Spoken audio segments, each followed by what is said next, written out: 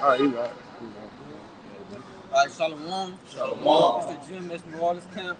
We back out here on another Saturday, but before we get started, I want to give infinite honors and glories to Yahweh Bashem Yahushua Bashem Kakudash.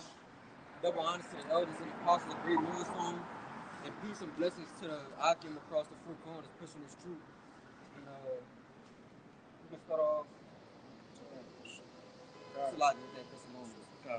Right, it's First Thessalonians 5, start verse 1.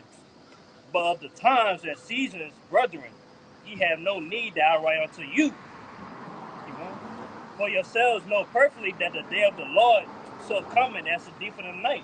Yeah, and how do we know that? By the different things and the signs that's happening in the world, by the, they got wars, rumors of wars, like it's in Matthew 24, different things being implemented. You got Project 2025 coming up, different things that's just going to push these prophecies. And from there, everything else is going to trickle down, and this is going to get heavier and heavier. But you can keep going. It's also saying, that Lord will come in thief in the night. It's going to come when people least expect it. You know what I'm saying? Because everybody else, like, while everything's going on, they partying. You know what I'm saying? They trying to shut up. They try to prosper in this world, but not knowing this world is crumbling. Live by little, man. Verse pass away, verse 3. For when they shall say peace and safety, this sudden destruction coming upon them, as they travail upon a woman with child, and they shall not escape. It said, for when they shall say peace and safety, this sudden destruction coming upon them, as they travail upon a woman with child, and they shall not escape. Yeah, it says when they shall say peace and safety, sudden destruction cometh upon them. And that's just like these people out here, because everybody bullshit, bro. There ain't nobody out here paying attention to nothing that's going on except for the men of the Lord. Everybody just doing whatever they want to do, partying, bullshitting, giving in a marriage like it says. Nobody's paying attention to what's going on and taking heed. And they even putting it in these movies. And we just watched one, what is foreshadowing, the things that come. Some of the things that come that's going to happen. Jacob's trouble, society collapsing, and what is called civil unrest. All those things, and they foreshadowing. Nobody pays attention to. So when those things do happen, which we know that will happen by the scriptures, when they do happen, they're gonna be caught off guard. You got it. Got something too. This is the book of Ephesians, chapter 5, verse 15. It says, see then that you walk circumspectly, not as fools, but as wise, redeeming the time, because the days are evil. Wherefore, be ye not unwise, but understanding what the will of the Lord is. So we gotta be paying attention. We gotta be steadfast in the scriptures. We gotta have our head on the swivels, paying attention to the things that's going on around us and in the world. Different articles coming out about different things. Yeah, even when you look at the word circumspect, it means to look around on all sides. Paying attention to everything, man. Yeah, also said we want that word redeeming. It means they make every wise and good use of opportunity that we have. But sooner or later, man, like we were saying that last night, the famine of work will come in, man. The grace of mercy is going to be closed, man. So that's why we got to make every opportunity, man, to do what we got to do to please Yahweh Bashem Yahushua. Yeah, because this is a serious thing we're part of. And we know it's gonna happen. It says in Habakkuk, though it tarry, to wait for it, because it's not gonna tarry. So even though it may seem like it's not happening all that as fast as you want it to, it's still inevitable that it's gonna come and that it's gonna happen. I got that for you. Absolutely. Yeah, you can bring it up. It's Habakkuk chapter 2, verse 3. It says, for the vision is yet for an appointed time, but at the end it shall speak and not lie. Though it tarry, wait for it, because it will surely come, it will not tarry. Yeah, it will not tarry. It says it shall speak and not lie. So it's gonna happen. So that's why we gotta be focused on the things we're supposed to be focused on before it happens, in order to be protected from those things that's gonna come upon the wrath of the Lord that's gonna come upon the world. And that's why ultimately it said in that Ephesians, you know, understanding what the will of the Lord is, man. You know, understanding the secrets, right, the mysteries, knowing the judgment that the Lord is getting ready to bring, but also the salvation that he's getting ready to bring. All right, that's why it says, be not as fools, but as wise, man. All right, knowing the times that we're in and the times that we're coming into, all right, so-called 2025 coming up, right? So, hey, man, you know, things that go down in, you know, in a couple weeks, we don't know, but, you know, just redeeming the times, man, because the days are evil. So,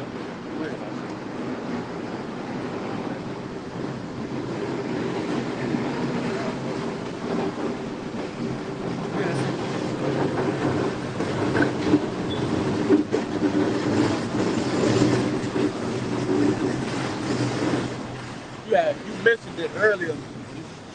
It's the book of St. Luke, chapter 17, and verse 26, and it reads, and as it is written, and as it was in the days of Noah, so shall it be also in the days of the Son of Man.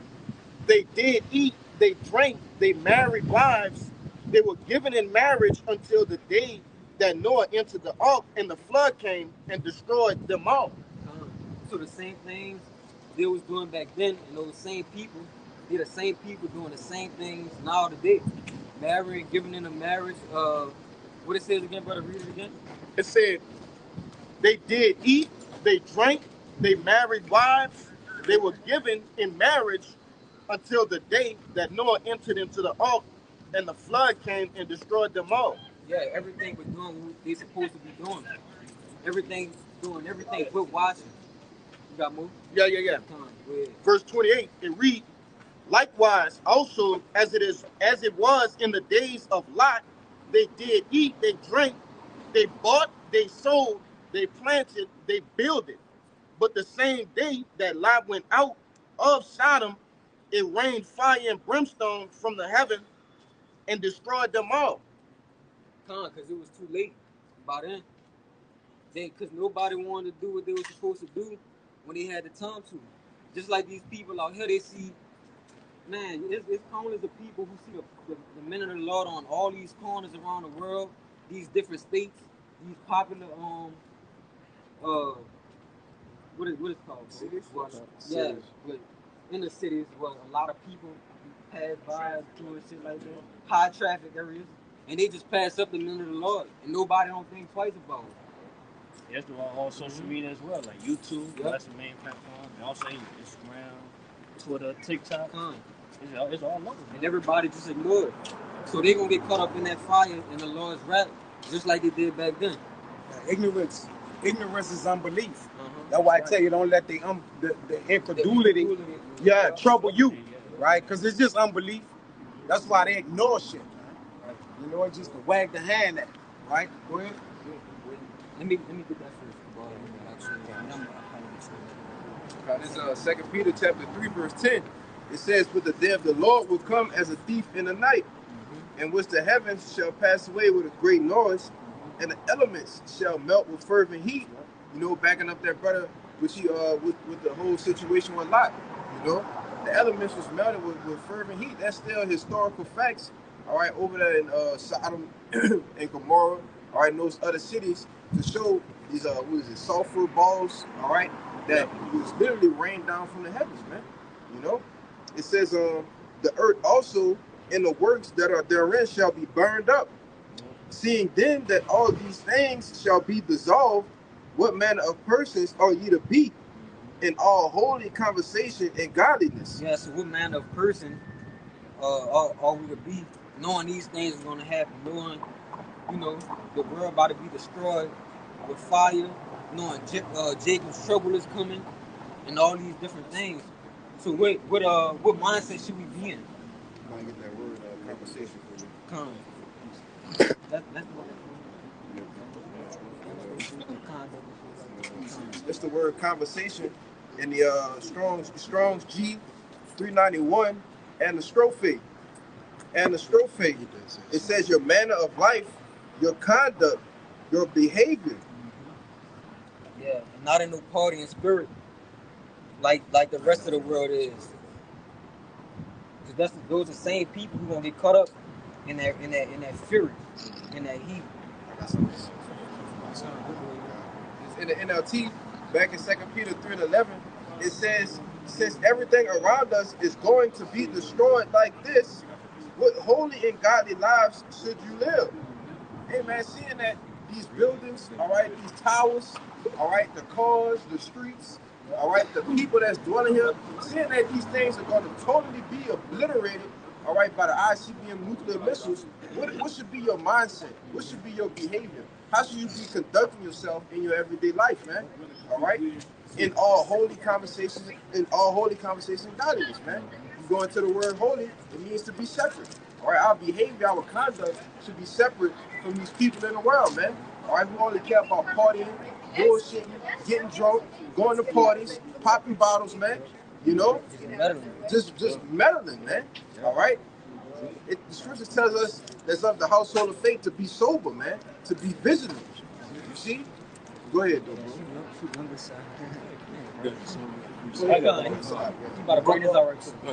Guys, this is Romans 13 verse 11, and yeah, this is Romans 13 verse 11.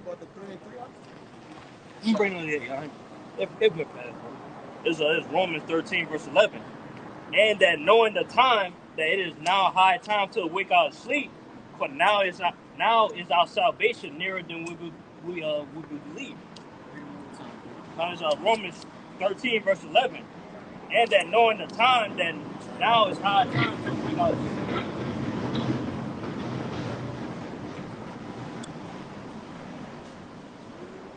And that knowing the time, that it is now high time to wake out of sleep, for now is our salvation nearer than what we believe. Yep. Our salvation is nearer than we believe. And every day, because the scripture says right here, our salvation is nearer than we believe. And every day, it's nearer and nearer, but it's already nearer than we believe. You see what I'm saying? So there's no telling when everything of these things could pop off. That's why we gotta have our hand on the plow. You know, when those things do happen, we could be so when those things do happen, we could be, you know. Oh, we have faith stored up, man. We got treasure stored up. Things that we can continue to walk in the faith with, man. All right. These works that we doing on the highways and byways, this is what's gonna last us in the times of trouble that the brother's speaking of, man. You know, and you already got 2025 looking like it's gonna be a pan out of what 2020 was, man. All right, we know how that started. Well, go ahead, bro. Oh, that brother has something too. Yeah, that was it. That's what I had. Proverbs chapter 22 and verse 3. A prudent man foresees the evil and hides himself, but the simple pass on and are punished. A prudent man foreseeth the evil and he hided himself. And how do we hide ourselves? That prudent man, that wise man, we hide ourselves by, you know, dealing with the scriptures, believing in it, you know, studying the scriptures, you know, under the mercy, trying to obtaining mercy from the Lord by doing His work and His will. Yeah.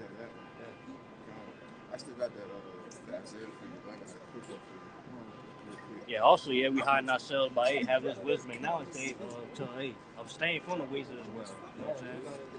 That's wicked, man. I got that too. But back on what you just said, the 2 Peter chapter 1 verse 10, it says, "Wherefore the rather, brethren, give diligence to make your calling and election sure. For if you do these things, you shall never fall." And that's what the brother is alluding to, man. Being diligent, studying the scriptures, man. All right, reading, okay, watching lessons, okay, having getting up with different brothers, you know, building yourself up amongst the body, man. All right, these are all things a part of being diligent. All right, they say if you do these things, you ain't gonna fall, man. You know. So go ahead. Yeah, just being busy in the will of the Lord and the work of the Lord. And that's pretty much it. Everything else after that is gonna handle itself. So, you know, we gonna be protected. But you had more, bro. You can read that again, brother. That last part. You got all of it? Yeah, I got all that. Go back to it. Don't worry about it, man. You can bring it up. It's the book of Isaiah, chapter 33, verse 6. It says, "And wisdom and knowledge shall be the stability of thy times. Wisdom and knowledge gonna be the stability of our times. And get that word stability right there. Right. The word stability is immuna. Immuna. It says firmness, fidelity. And fidelity, which we know that word fidelity goes in the faith. I got you. This the word fidelity in the online etymology. Etymology, it says faithfulness, devotion, adherence, trustingness, faithful, true, sincere, from fides, which means faith, to trust, confide, or persuade. Yeah, and it says, and that wisdom and knowledge shall be the stability of thy tongue. So that wisdom and knowledge is what is going to be that foundation of what our faith, which is going to keep us stable. Because it says the word of the Lord is a strong tower. The righteous run into it and are safe. So that's going to be a strong foundation, that wisdom and knowledge that we have. Hey, but not only that, you're actually going to know what's going on. When the shit starting to pop off, people are losing their minds. All right, you seeing heads going down the street. The wisdom and knowledge is what's going to actually keep us stable. It's actually going to keep us stable. Why? Because we know the word of the Lord is being done, man. What's the rest of that precept? It say what? It's the treasure of his salvation. And the treasure is what? Precious. Right? That's the preciousness of his salvation, man. That wisdom and knowledge. Salvation also goes into your faith. You know what I'm saying? So what you believe in. That's how you get saved. Your faith and work goes hand in hand. Yep, I read it again. It says, and wisdom and knowledge shall be the stability of thy times, and strength of salvation. The fear of Yahweh is his treasure. Yep. The fear of the Lord is his treasure. And that's why we're doing these things, you know, in order to obtain that mercy through that, you know, us having fear in the Lord. So in that day, we could be, you know, we could be protected, you know, from the same troubles and perils that's going to be happening all around us. Yeah. Hey man, what it saying? Psalms the 91st chapter, man. That right here. Oh, beautiful. Bring it out, brother. Psalm chapter 91 and verse 1. And he that dwelleth in the secret place of the Most High shall abide under the shadow of the Almighty. Yeah, how do you dwell in the Lord's secret place, man? All right, by it being here in the sanctuary amongst the other men of the hopeful elect, man, who ought to be the elect. You see, that's the secret place of the Most High. You know, the elect of the, what do they say, the chosen of the chosen, man. That's it. You know, Israel chosen, but the elect is chosen out of Israel, man. You know, go ahead, bro. I want to say too, it ain't about being in the sanctuary, it's about staying in the sanctuary. You know what I'm saying? Because according to Matthew 24, he that do it to the end, the same shall be saved. We're going to tell where to do it means to remain. So it's all about remaining in the sanctuary. You ought to be protected in those times. Psalm 91 and verse 2 said, I will say of the Lord, he is my refuge and my fortress, my power, in him will I trust. Verse 3 said, surely he shall deliver thee from the snares of the fowler and from the noisome pestilence. Yeah, so we gotta have that faith and that trust in the Lord that he is gonna be with us in those times. Cause it's one thing to say it, and you know it's not really happening yet, but it's a whole nother thing when those you seeing bodies drop right in front of you, and you got all different kind of things going on. It's another thing to have that, you know, that mentality when those things is right in front of you and it's happening at that time, happening during that time. You got more? Yeah, that's more. Verse 4 said, he shall cover thee with his feathers, and under his wing shall thou trust. His truth shall be thy shield and buckler. Keep on a second. Verse 5 said, thou shalt not be afraid for the terror by night, said, nor for the arrows that flies by day. Verse 6 said, nor from the pestilence that walketh in darkness, nor from the destruction that wasteth at noonday. Verse 7 said, 1,000 shall fall at thy side, and 10,000 at thy right hand, but it shall not come nigh thee. You want to speak on it? Tom, you read that last verse one more time, bro? All right, verse 7 again, it says, Psalm chapter 91 and verse 7 says, 1,000 shall fall at thy side, and 10,000 at thy right hand, but it shall not come nigh thee. Yeah, it should not come nigh thee. So those things are not going to trust the men of the Lord and the men who've been plowing and putting that work in, you know, from when they, you know, whenever they woke up or whatever, all the way into those times. You know, not stopping, being fervent, being steadfast. Those are the men that's going to have that protection from the Lord. Yeah, how we gonna be protected, man? By those chariots, man. But that's represent that feather. They go, that could be covered with. You know what I'm saying?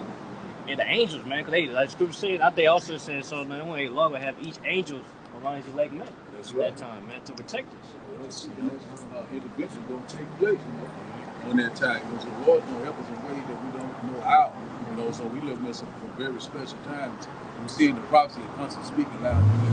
Rumors of war, you know what I'm saying? Earthquakes in diverse places, all these different events are happening, calamities, you know, events around the world simultaneously, because you know we're living in the end time right now, you know. So right now it's high time to what the prophesy. You got it, bro. This I'm like, this Psalms 57 verse 1, in the back of that point the brother Kabal made, it says, be merciful unto me, O Yahweh, be merciful unto me, for my soul trusted in thee. Yea, in the shadow of thy wings will I make my refuge until these calamities be overpassed. And that's exactly what we're going to do. We're going to trust in Yahweh by Shem Yahushua. All right? As the wickedness and the things that's going on the left-hand side that the Lord is getting ready to bring, the plagues, the pestilence, all right, these calamities upon the earth, he's going to ultimately increase what? On the right-hand side, man. All right? Doing miracles, all right? Man, you don't know what kind of situations and things that the Lord is getting ready to make a way for us to escape out of, man. You know? They tell you that in Isaiah 59 and 19. So our faith going to be increased. Yeah. Because you got to think about it. It's a balance. Because when those things happen, those, you know, terrible things, bro, we ain't gonna have the same amount of faith that we have now. Yeah, it's gonna be on a high. It's gonna be on a whole nother higher level. You know? But we just gotta believe that we under the mercy of the Lord and the Lord gonna protect us. If you would get Sirach 2 and 10. Get him next. Well, it says whoever trusts. trust him. All right, got you, nigga. All right, it's Sirach 2 verse 10. Look at the generations of old and see that did ever any trust in the Lord and was confounded? Question mark. Or did any abide in his fear and was forsaken? Or whom did he ever despise that called upon him?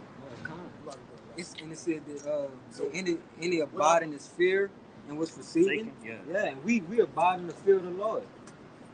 So we gotta believe, you know, when these things happen, once again, that we're gonna be under the grace of the Lord, the mercy of the Lord, the protection of the Lord. We still gotta believe those things, man. We go ahead, bro. You got it. It's the book of Psalms, chapter 125, starting at the top. They that trust in Yahweh shall be as Mount Zion, which cannot be removed, but abideth forever. As the mountains are round about Jerusalem, so is Yahweh round about his people from henceforth, even forever. So I can read again, bro. It's Psalms 125 and 1. It says, they that trust in Yahweh shall be as Mount Zion, which cannot be removed, but abideth forever. Mm-hmm. They that trust the Lord shall be as what? Mount Zion? Yeah. Con. It shall not be removed. Yeah, so our faith is gonna be from that knowledge, wisdom, and understanding. You know, was gonna keep help build that foundation. You know, of faith, stability. We ain't gonna be able to be moved. Ain't nothing gonna be able to move us, man. If I could say, which is why the Lord is proving us now. Yeah. Putting us through hell, seeing if we're gonna move now. Yeah, that's right too. So if we not moving now, and the Lord brings the things that he said that he was gonna do once before, and they actually start to happen, you think we're gonna move then? We don't, man. You know? But that's why what it say, the furnace proveth the potter's vessel, man. Mm-hmm. So, you know? Got that. Oh, kind of. It's Sirach 2 and 5. For gold is tried in the fire, and acceptable men in the furnace of adversity. What kind of men? Acceptable men. Acceptable men in the furnace of adversity. Because we being tried now. and we going through things, brothers going to have ailments, going through trials and tribulations, catching hell, you know. But guess what? Still keep their faith in the Lord. That's what keeps us going in this thing, bro.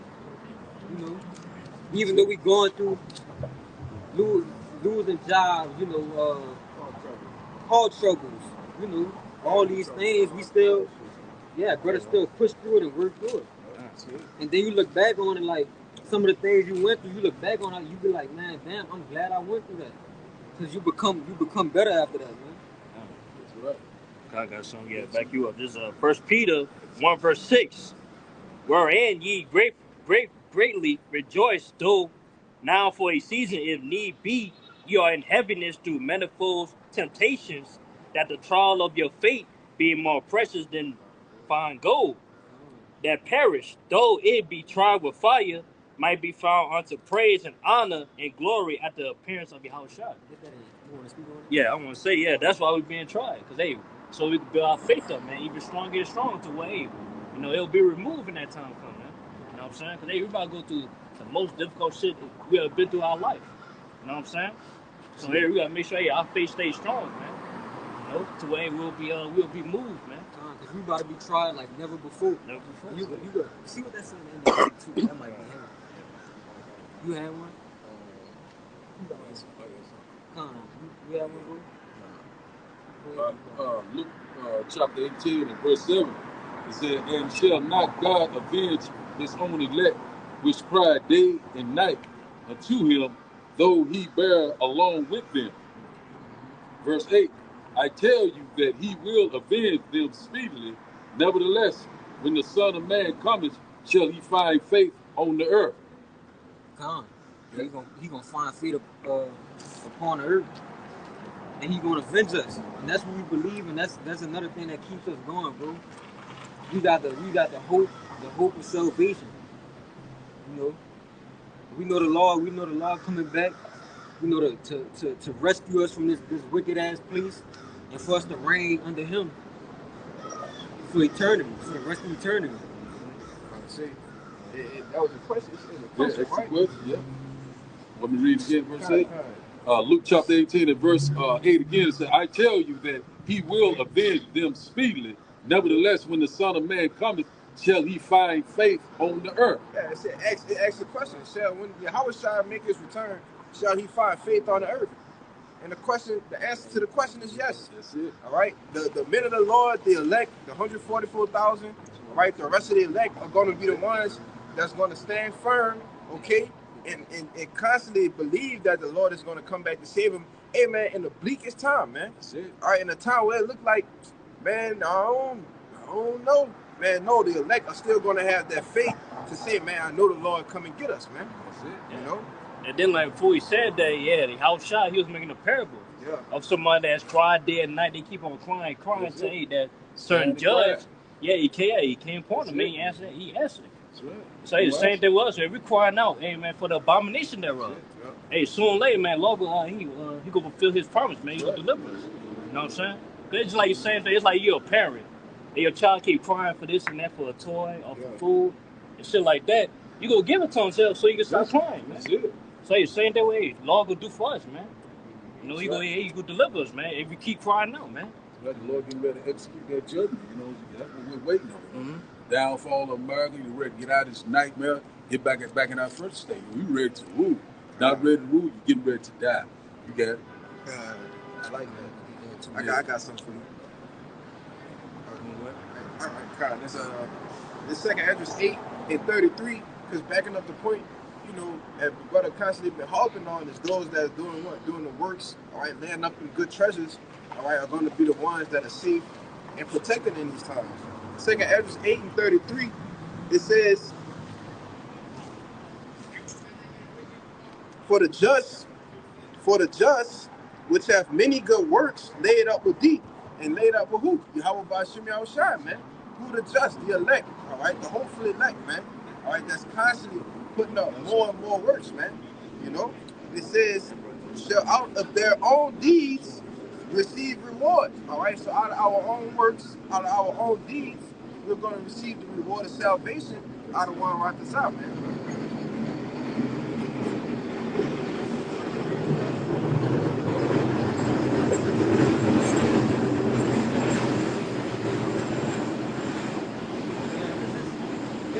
side to that coin too. Yeah.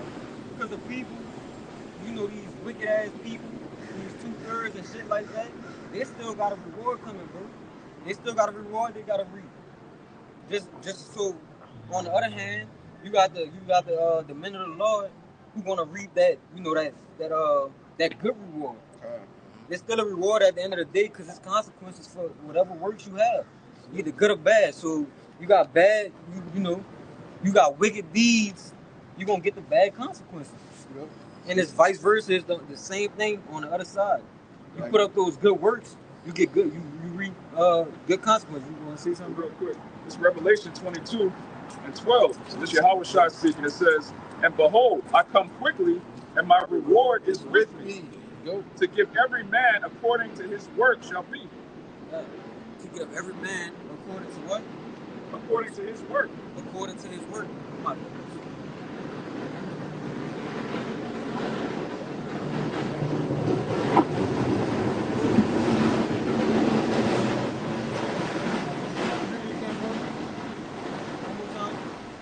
It's the book of Revelation, chapter 22, verse 12, in red letters. "And behold, I come quickly, and my reward is with me, to give every man according as his work shall be."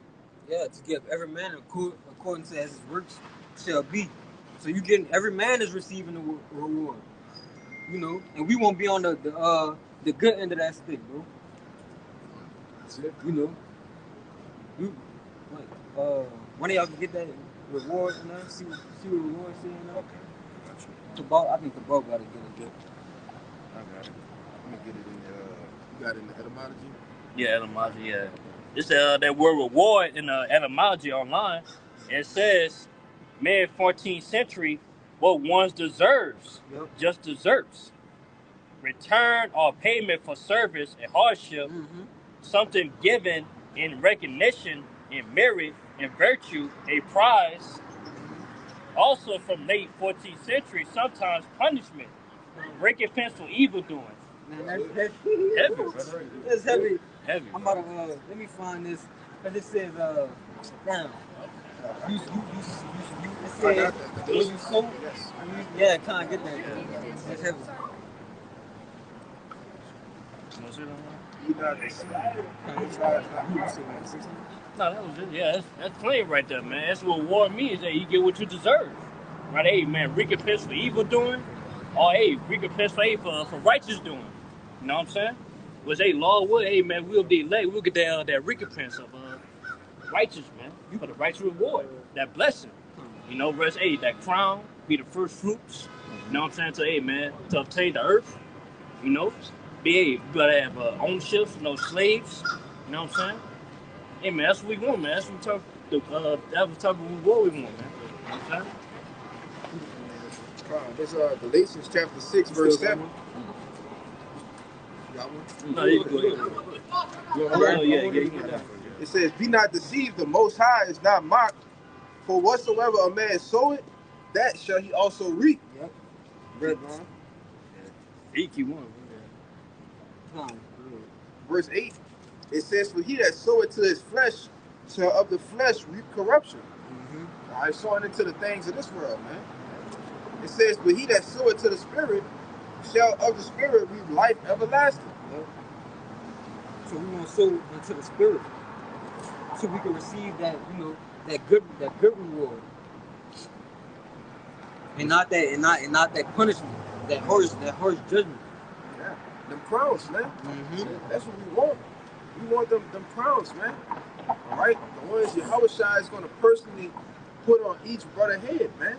All right, that's what we want. Go ahead. Yeah, like hey, brother kind of said last week, hey, attain power first, man. Yes. If we get power, everything else will come follow, man. Yeah, that what's that one that brother Amawad like? What it is, Amawad? Exousia? Exousia. Yes. Exousia, man. Hey, man, go look up the word exousia in Revelations 2:25. I'm gonna get it, matter of fact. Yeah. Go ahead, man. Kind of, cause yeah, like you know, Jakes in this world, they trying to see their fleshly desires, right? Be you know, a job, you know, glory, any type of glory on this side. You know what I'm saying? The women, you know, a family. You know what I'm saying? A nice house. You know what I'm saying? things like that, man. Yeah, at the end of the day, man, we gotta take power first, man. We're gonna see, we gonna see that, man. A hundredfold. A hundredfold, man. Even better. It's gonna be even better, man.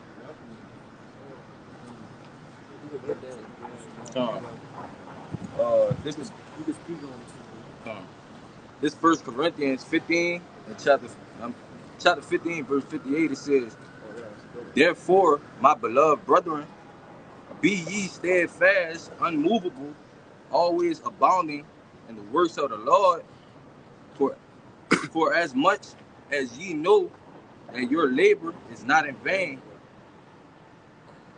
in the Lord."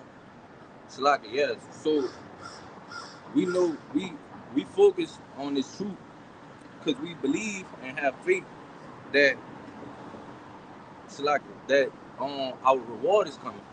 Yeah. That scripture said in Hebrews 10, man, the Lord is not forgive for our works, man, that we do. Yeah, you got that? Yeah, go ahead. You got it. Yeah, because the Lord's seeing what we doing. You know, we see, hey, man, we growing in this thing of ours. You know what I'm saying? But yeah, we gotta keep going though, man, because they all play to obtain that reward. We gotta keep going, man. We gotta stay to the end. Yeah, the same stuff we say. Why you get that? You get that Hebrews 10? What is that? Hebrews 6 and 10. 6 and 10. I'm sure 6 and 10. You probably get Hebrews I got it. 11.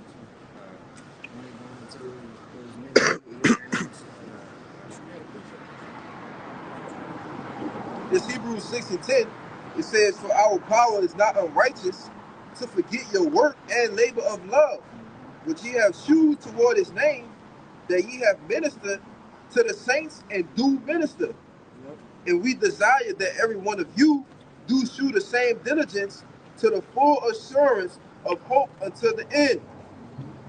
So our works and our labor of love, you know, us taking out, you know, time. And look, we on a Saturday, bro. We could be doing anything in the world, bro.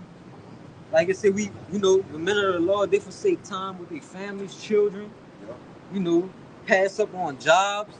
You know, the Lord see all them things, bro. Hey, if I could say, the greatest sacrifice in this captivity that we can give to the Lord is our time, man. Mm-hmm. You know? Yourself. And ourselves, yeah, that goes into our time. Ourselves, our time, all right? That's the greatest sacrifice that we can give the Lord. Because a lot of the people that's in the world are selfish, man, all right? They're not willing to take their time on a Saturday, all right?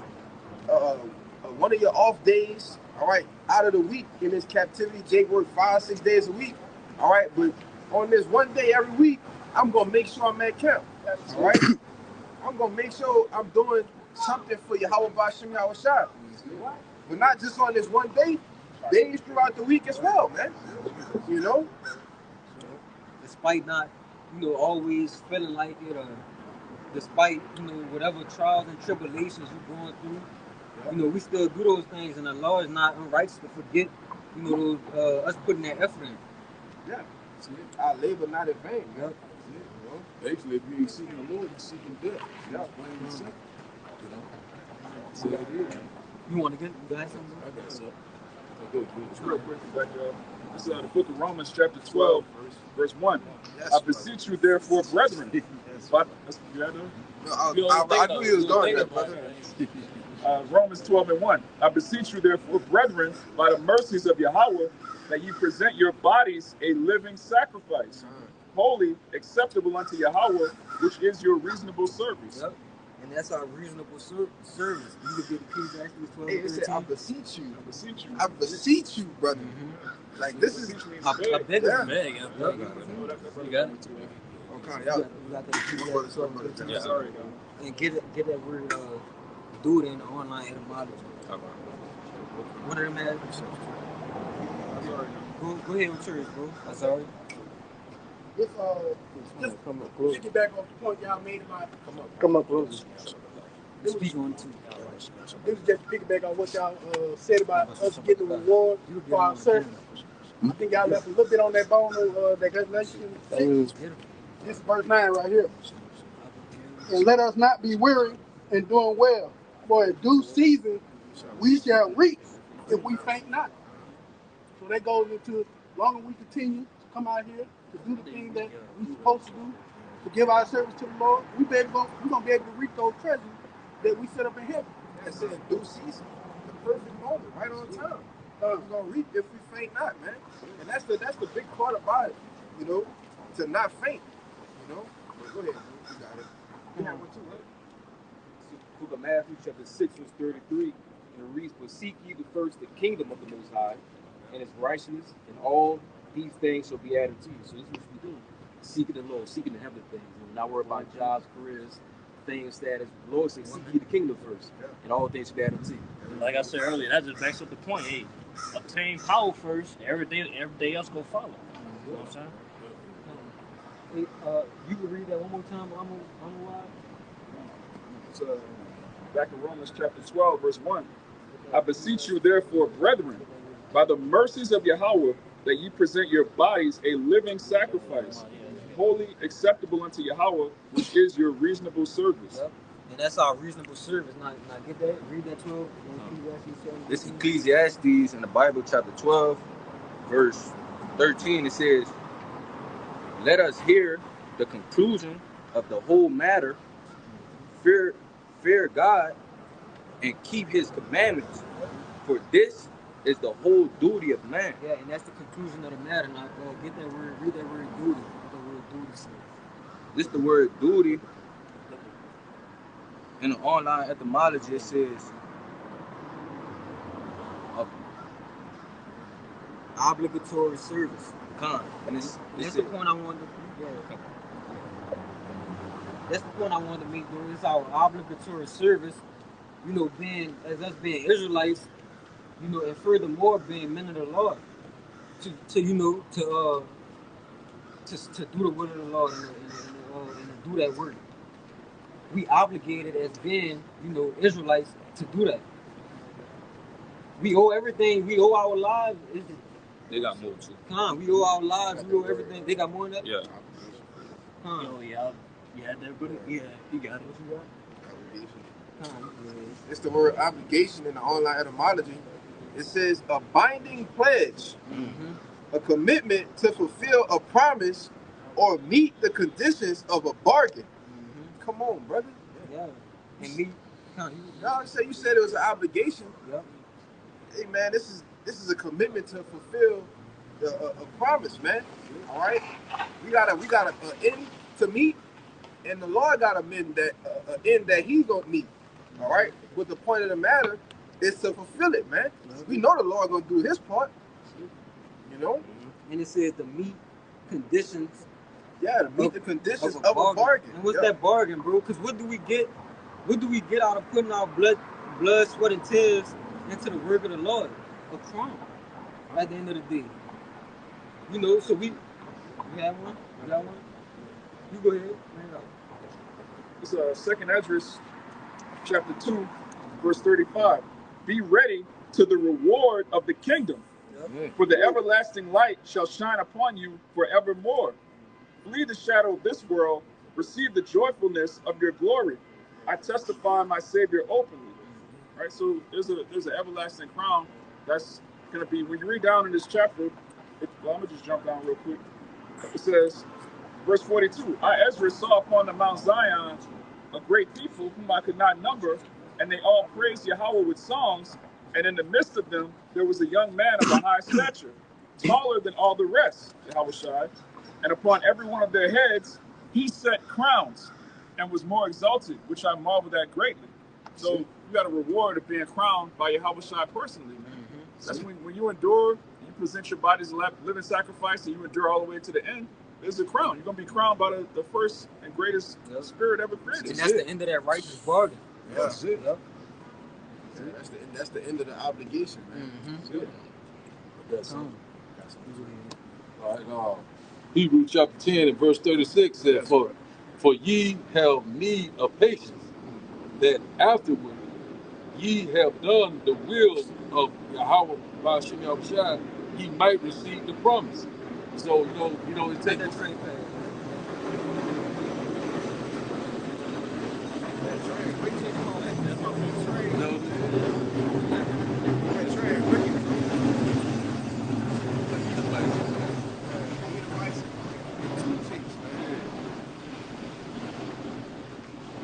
All right, We'll start from the. Let me read it from the top where you started. Yeah, I'm gonna start back over. Hebrews chapter 10 and verse 36 said, "For ye have need of patience, that after ye have done the will of God, ye might receive the promise." So what everybody, the same that endure, the same shall be saved. Also endurance goes into what suffering. Levels of what adversity. Patience and suffering. Trial and what tribulation. You gotta constantly persevere, you gotta keep pushing, keep believing. You know what I'm saying? You can't get faint harder now because we almost there. Verse 37 says, "For yet a little while, and he that shall come will come and will not tarry." So we're in that time right now that these prophecies right now speaking loud and clear. They're not delaying. You know what I'm saying? They're not no more prolonging. The Lord is constantly making things clearer and clearer. You know what I'm saying? It's obvious right now that we're living in end time. When you go to Matthew chapter 24, give you that guideline. The Lord told you, say, hey, we're gonna have rumors of war, earthquakes in diverse places, all sorts of different calamities and catastrophes all across the world. That's what's happening right now. It's not tyranny anymore. We're constantly rejoicing. That's why it's high time. We got to keep on pushing. We got to keep believing. Keep the faith. You got it said, "Will these things begin to come to pass?" Yeah. Our redemption draws nigh. Look up. Like every day, man, we closer to our kingdom, man. We want to step closer to our kingdom. Man. That's right. You know what I'm saying? Like UFO sites all across the world. The charity. The Lord's vision the earth. Hey, y'all brothers seen that map I put in the WhatsApp? The UFO sightings. Oh yeah, I think I did. Yeah, I put a map in the chat. Wait, before you, because I think I did see it. Did they have like majority of it activity like in the United US. States? That's what it was, right? Yeah. Con. Yeah, majority of the UFO sightings. When you look at the map of the United States, all right, Babylon the Great, the whole map damn near look red. Heavily active. You look at the different continents, the Asias, Africas, all right. They had it was a lot. It was a good bit of red in South America too, But when you looked at places like Asia, Europe, Africa, you still look like you can see the map clearly, but the difference was drastic, man. Mm-hmm. I'm talking about the whole map damn near looked red, all right, which was symbolic for the so-called UFOs, which are the chariots of the Lord. But when you looked at the other maps for the other continents, it was like very minimal. That's the spirit too, bro. Because we know that main deliverance is gonna take place here in America. That's right. So of course, all those chariot sightings will be predominantly over the U.S. in the U.S. Yeah, that's that redemption drawing nigh. Lord, the vision of everything created. The eyes of the Most High in every place. On the good and the evil. That's what we're seeing right now, left and right. New Jersey, keep telling you about these drone sites, but we know them as what they ignorant call UFO, UAP. We know them as the chariots of the Most High, the eyes of the Most High. You know what I'm saying? They constantly these Negro men that ride around these spacecraft. The Esau know what's coming. You know what I'm saying? You got it, brother. Just to back up what the brothers were saying, because this is Babylon the Great is the house of the thief, right? And the chariots are entering that house. This is the book of Zechariah, chapter 5, and I'll start at the top. It says, "Then I turned and lifted up my eyes and looked, and behold, a flying robe. And he said unto me, What seest thou? And I answered, I see a flying robe. The length thereof is 20 cubits, and the breadth thereof 10 cubits." So this is a giant so-called spaceship, right? It's not a UFO. It's not an unidentified flying object. It's identified in the Bible as the chariots. It says, "Then said he unto me, This is the curse. This is the curse that goeth forth over the face of the whole earth. For every one that stealeth shall be cut off, as on this side according to it, and every one that sweareth shall be cut off, as on that side according to it." That's the point right here. "I will bring it forth, said Yahweh, the Lord of hosts, and it shall enter into the house of the thief, and into the house of him that sweareth falsely by my name." And who does that? Who swears falsely by the name of the Lord? Who claims to be so-called God and Jesus? The so-called white man. This is his house. And it tells you in Isaiah, Yahweh Shah is coming back in Basra and Edom, man. That's it. Idumea. All you Edomites are about to be destroyed. That's it. Thus saith the Holy Scripture. You got it. Yes, sir. Yes, sir. This Colossians chapter 3, verse 1. It says, "If ye then be risen with the Hamashiach, seek those things which are above, Well, the Hamashiach sitteth on the right hand of the Most High. And that's what we're doing. We seeking the things that are above, that are, what is saying, the 2 Corinthians 4, and 2 Corinthians 4 and 17. We, the things not seen. Our old man perisheth, and we be renewed day by day. Right, our old man perish. Yeah, let me come out of the Yeah, it also says while we look at the things which are not seen, for the things which are seen are temporal. The things that we don't see is eternal, man. Yeah, so that's why we set out things. Our Verse 2. What it said, Seek your affliction. yeah, that's why we Those things which are above. seek those things which are above, because those things can't tarnish. Yeah. It can't be nothing, can't nothing happen to those things, those spiritual things. I got you. Those spiritual kind. Verse 2. It says, set your affection on things above, not on things on the earth. Yeah, go ahead. It says, set your affection on things above, not on things on the earth. Yep. Not on things on the earth, 'cause like the brother just said, those things are temporal, and the fashion of this world passes away. We know we're not gonna be here for long, bro. So why invest in a failing stock? You just setting yourself up for damnation. That's it. Climbing up the burning Ladder, ladder, yeah. I got one to back it up there. Yeah, me too. This Matthew 6. Go ahead, brother. Cause this Matthew 6, start verse 19. Lay not up for yourselves treasure upon earth, where moth and rust do corrupt, and where thieves break through and steal. Basically, it said, lay up not yourselves treasures. We gonna tell you what a treasure it means, to something that's value, that's really value. You know what I'm saying? So basically, like, yeah, Yahushua was that was very little. Yahushua speaking. He told you, don't value the things of this world. Because it said to be destroyed. And then, too, it can be taken away from you at any given time. It's not yours anyway. None is not ours in America, man. So really, those things don't have any value. They don't have any value. It's here to be destroyed, bro. So it wouldn't make sense to try to hoard up and gather, earn a reputation in this world, money. We dead to this world for Yahweh's sake, man. Yeah, that's another thing, bro. Like, you probably get a job, a higher position job, that could be taken away from you seconds away, man. By somebody better or not, man. You know what I'm saying? Or you try to see a house, that shit could be burnt up, man. It be broken into. Car, you might get a car, man. It might get all type of maintenance on that shit, man. You know? So anyway, shit could go wrong, man. Everything we get on this side. We don't have no hope in the things of this world, man. Yeah, I got more on that. Yeah, verse 20. But lay up for yourselves treasures in heaven, where neither moth nor rust do corrupt, where thieves do not break through nor steal. So we work towards those things that can't be touched. Because once we earned it, it's ours. And that's that ultimate reward that we seeking and that we looking for. That spiritual, first and foremost, those crowns. Because after that, everything else trickles down after that. We're going to receive everything under that, dominion, power, respect, righteousness, for eternity. Yeah, everything Jake want on this side, but even better, even more. You know what I'm saying? And then, we'll have everlasting life, man. We'll be able to, enjoy those things forever and never, man. You don't want the crumbs off the east side of the table. You don't want that. The hours come. You want the reparation. Yeah, we want that divine reward. That's it. You had something, bro? Yeah, I had that Second Corinthians. This Second Corinthians 4 and 18, it says, while we... You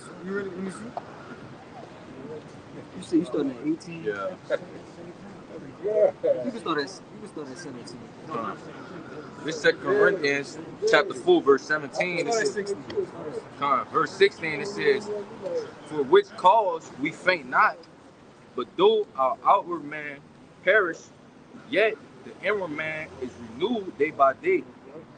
Verse 17 says, for our light affliction, which is but for a moment, worketh for us a far more exceeding and eternal weight of glory. Yeah, because this is compared to the one of y'all could get Romans 8 and 18.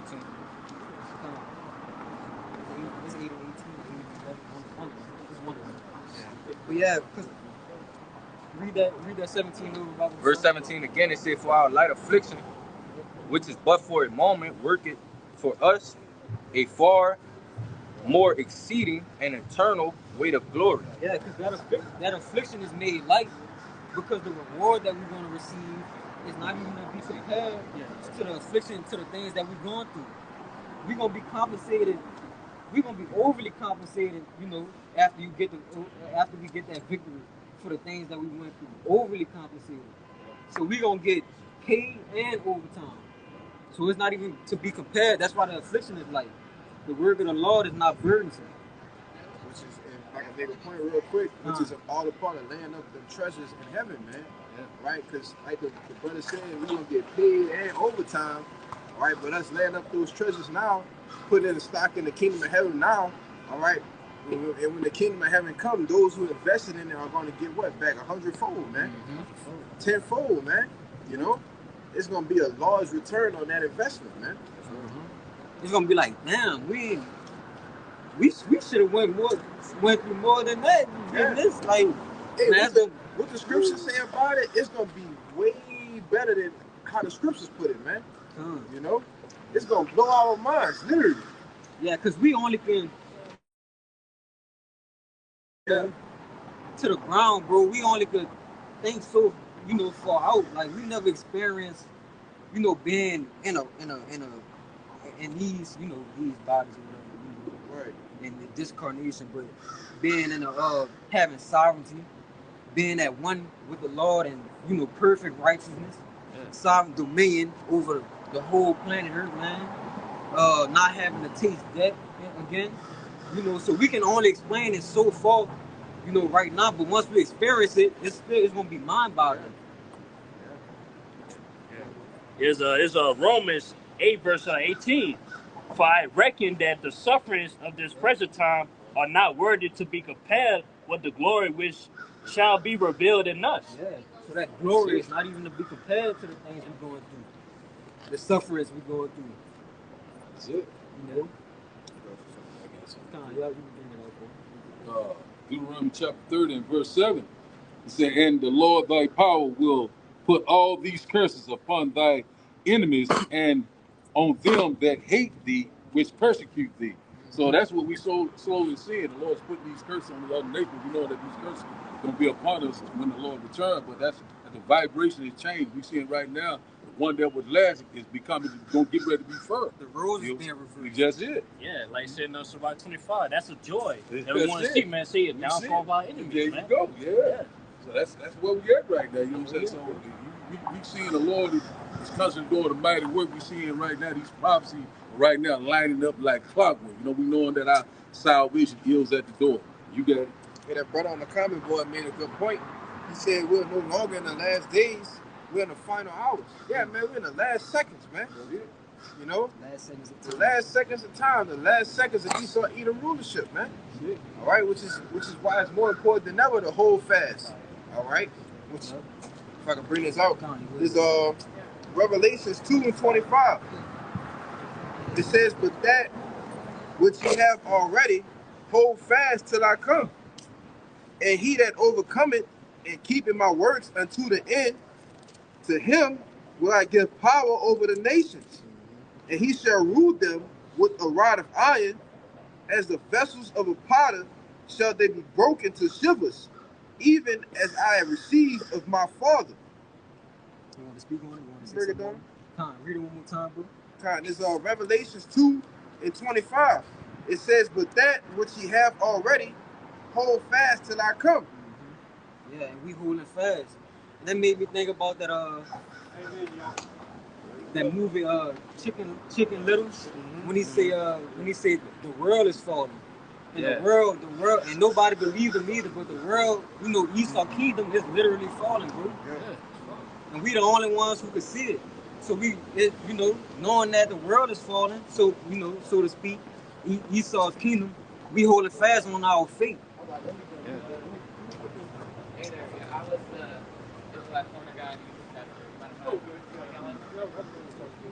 You got it.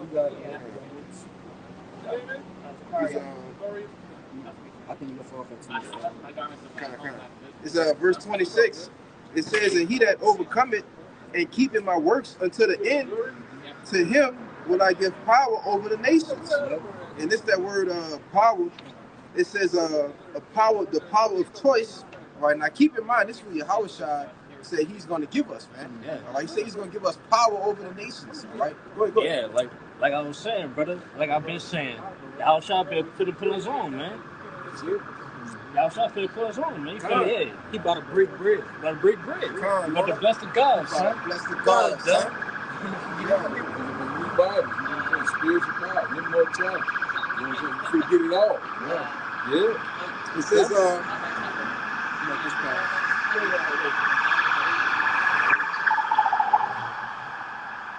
yeah, put this back in the word exousia. When Yahushua said he would give power over the nations, it's the word power. All right, Strong's G 1849, exousia. It says the power of choice, liberty of doing as one pleases, physical and mental power, the ability or strength with which one is endued, which he either possesses or exercises. It says the power of authority, influence, and the right of privilege, the power of rule or government, the power of him whose will and commands must be submitted to by others and obeyed universally, authority over mankind. Hey, but that's the point, man. All right, that the power of him whose commands must be submitted to by others and obeyed, man. Power over mankind. This is the power that Yahushua is getting ready to give to us, man. Total divine dominion, bro. Come on, man. Which is why he said, hold fast that which thou hast, man. Hey, this is what's coming to us, brothers. This is why we have to hold fast to it. You make a point? I want to tell you in Romans 8. Oh, y'all brought it up? No, we doing 17. Kind of slack. I'm just getting back. 17. Y'all got it. It's Romans 8, verse 17. And if children, then heirs of the Most High, and joint heirs with Yahushua, if so be that we suffer with him, that we may be also glorified together. We're going to be glorified.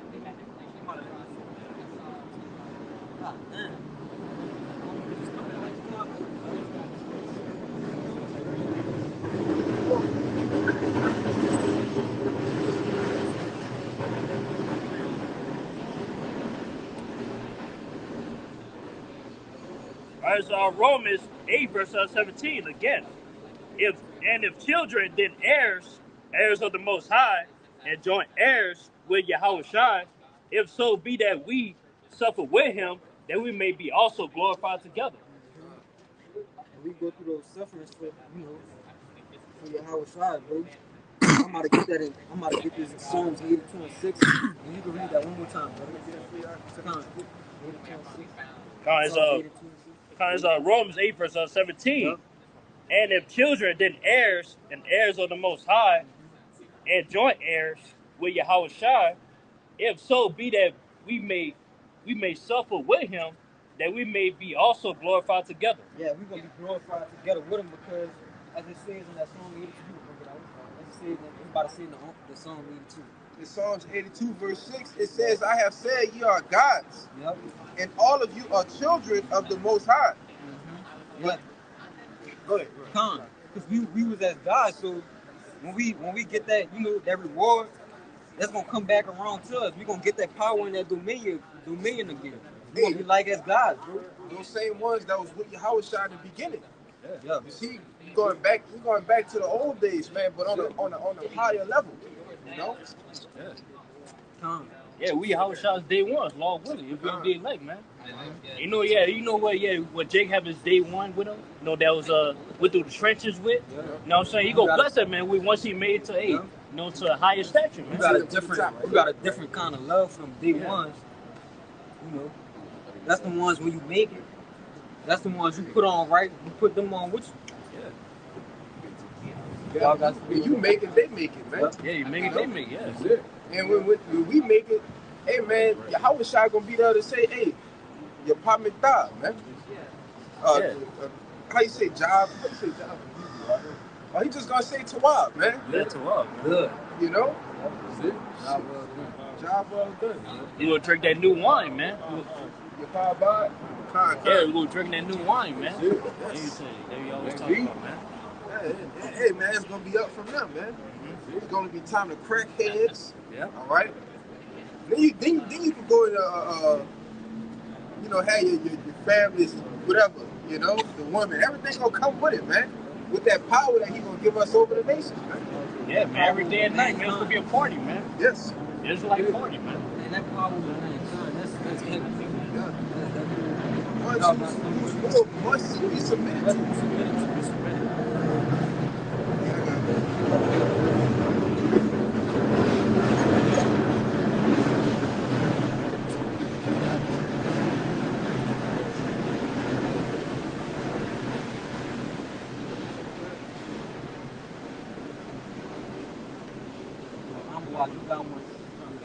Just to back up the, I got two actually real quick to back up that day one statement. This is 1 John 3. I'm gonna start at the top. Behold, what manner of love the Father hath bestowed upon us, that we should be called the sons of Yahweh. Therefore the world knoweth us not, because it knew him not. Beloved, now are we the sons of Yahweh, and it doth not yet appear what we shall be. But, and this is the point right here, we know that when he shall appear, we shall be like him, for we shall see him as he is. Like the brother was saying, anytime Jake get put on, the first thing you do is put on his voice, man. All right? When Yahushua comes back, the scripture says, I shall not meet thee as a man. So he's going to come back as an angelic force, and he's going to make all his brothers angelic forces. Yeah, like same day your boy suffer, I'm suffering as well. So hey, same day, hey, Yahushua has suffering, we suffering, man. You know? Yeah, the hate, you know what I'm saying, that Yahushua was getting. Hey, we getting that same hate right now. You know? That's the spirit of Jake, too. Like, when you, like the brother was just saying, when you suffer with your day one, like, I remember, like, this person was with me when I didn't have nothing. Yeah. Like, you can't make a new day one. Like, you can't blow up and then get new day one. Yeah. Like, those people are around you because of what you have. In the kingdom, all of these heathen, these women, they're going to flock because of who we are then. But you have men that are suffering with Yahushua now without nothing. Nothing but faith. All we do is we believe in this. And that's enough. And Yahushua's going to look at that like, man, they with me. Those are my day ones. They solid. Acceptable. Acceptable men. That's it. Oh, that's right. You want to say something? I was going to say, like it says in the scriptures, like the servant is not greater than the master. So it's the same thing that Yahushua suffered, we got to suffer too. So you shall live godly, you shall suffer persecution. You you're going to go do the same, bro. You got to pick up that cross. You got to keep pushing that straight gate. You get that same reward too. You're going to get that same reward. That's it. You got to keep going. That's right. It's Matthew 19, verse 27. Then answered Peter and said unto him, Behold, we have forsaken all and followed thee. And what shall we have therefore? So that's a question mark that Peter asked, hey, Yahushua, man. And we just like everything we did. What we gonna get for this? What we gonna get? And we gonna, you know what I'm saying? We was suck all, man. We just say everything we work, you know, our occupation that we did in the world. Yeah. What we gonna get, man? We hated everything else. We loved everything else less. Yeah. So, you know, families, you know, brothers put all kind of things in their life on the back burner for the Lord, bro. You know? Come on. As Yahushua said.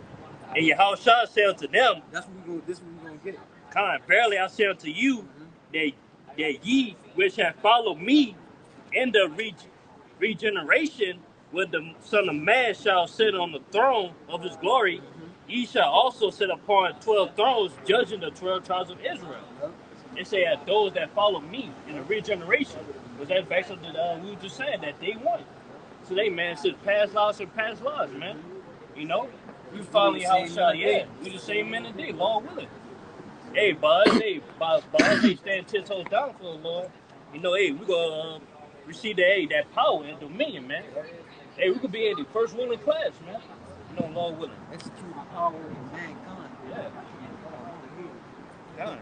It said also, and everyone that has forsaken houses, or brethren, or sisters, or father, or mother, or wife, or children, or lands, for my name's sake, shall receive 100-fold and shall inherit everlasting life. Yeah, living that righteousness speaking, that fucking lifestyle. Yeah.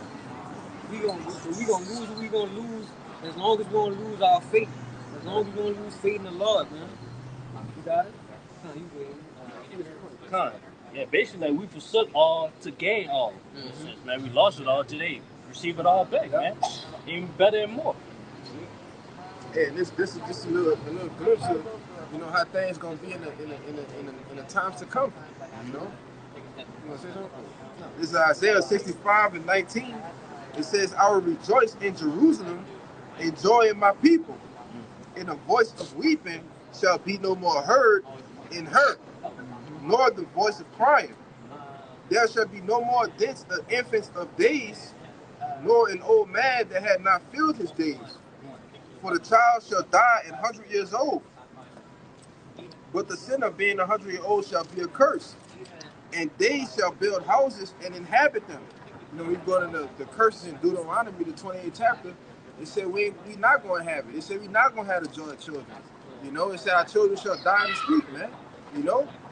But this is a part of that power, that reward that's going to come with the coming of Yahushua to reward his servants, the prophets, man. It says they shall build houses and inhabit them, and they shall plant vineyards and eat the fruit of them. They shall not build and another inhabit. They shall not plant and another eat. For as the days of a tree are the days of my people, and my elect shall long enjoy the work of their hands. They shall not labor in vain, nor bring forth for trouble, for they are the seed of the blessed of Yahweh, and their offspring with them.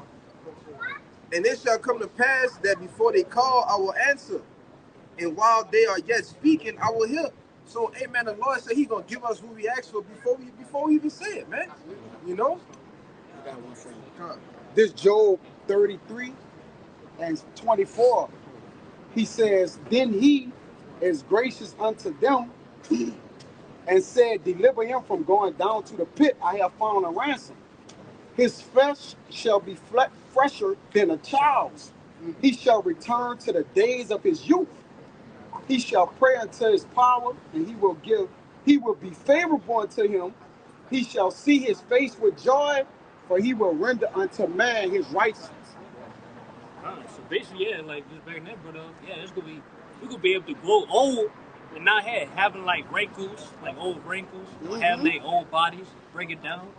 Hey, basically, man, like to visualize that movie Hancock, man. Yeah. How he was old, he was like 80 years old, but yeah, he looked like he was 30 or something, man. That's how we're gonna be, man. We're gonna be able to age. We're gonna be able to age, man. Live everlasting life. He was centuries. The Roman Empire, all kind of shit, bro. Still look young, man. He looked like a young man. Yeah. So we're gonna be able to change our appearance. Like Yahushua was able to change his face. Yeah, but we gonna have powers on a whole nother level, bro. These fiction movies that we be seeing, bro, we gonna outdo that 144 times over, man. Of course, because it's gonna be perfect righteousness. We know we can't fathom. We so low down our minds. We so far to the ground. We can't fathom those.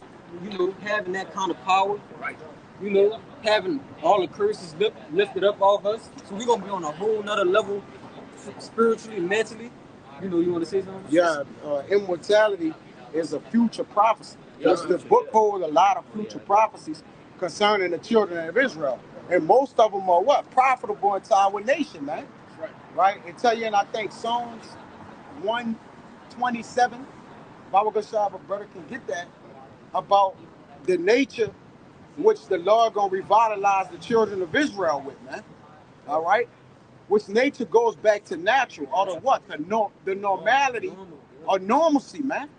Right? This is not normal to have gray hairs in our beard, right? To be smaller stature. That's why it's spoken about in the book of Esdras that, in the last days we'll be in those small statues, but we're going to return to our height, our glory, all right? And that's important because a lot of prophecies haven't came to pass yet, right? a lot of prophecies come to pass in the kingdom of heaven, man. You know, so this book continues on. All right, it's a book of continuance. It actually says that, man. You know, because it goes from what generation to generation. You know, that actually explains the state of the vitality of Israel, man. Y'all got the Psalms? Go ahead, brother. Not one of jot or tittle will pass until all be fulfilled. So all ain't been fulfilled yet, man. So the law still stands. All right. You're still not supposed to eat pork. You're still not supposed to sleep with a man. All right. So Yahushua didn't do away with the law. He's coming to fulfill all, and that really ends with the kingdom of heaven, man. That's the ultimate fulfillment. It's the 12 tribes of Israel ruling on thrones.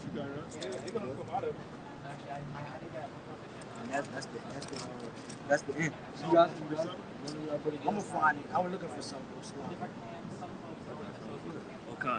It's 1 Corinthians 15, and basically just backing up the brother, we say, man, we're gonna see the immortality on this time, man, in this lifetime. It's 1 Corinthians 15. I'm gonna start verse 51. Behold, I will show you a mystery. We shall not all sleep, but we shall all be changed. Yeah, what that means, that's basically like sleep to go to man, death. And basically, yeah, like scripture saying that, like, some men shall not taste death, man. You know, they'll be they'll be changed, man. They'll be changed the blink of an eye, man. By those chariots, they can be changed. What do we get changed to? In a moment, in the twinkling of an eye, at the last trump, for the trumpet shall sound, and the dead shall be raised incorruptible, and we shall be changed. It said in between of an eye, in that last trump. And what is that last trump? The look of destruction, man. That would be that last trump, man. And once that happen, that's when it said the dead shall be raised incorruptible.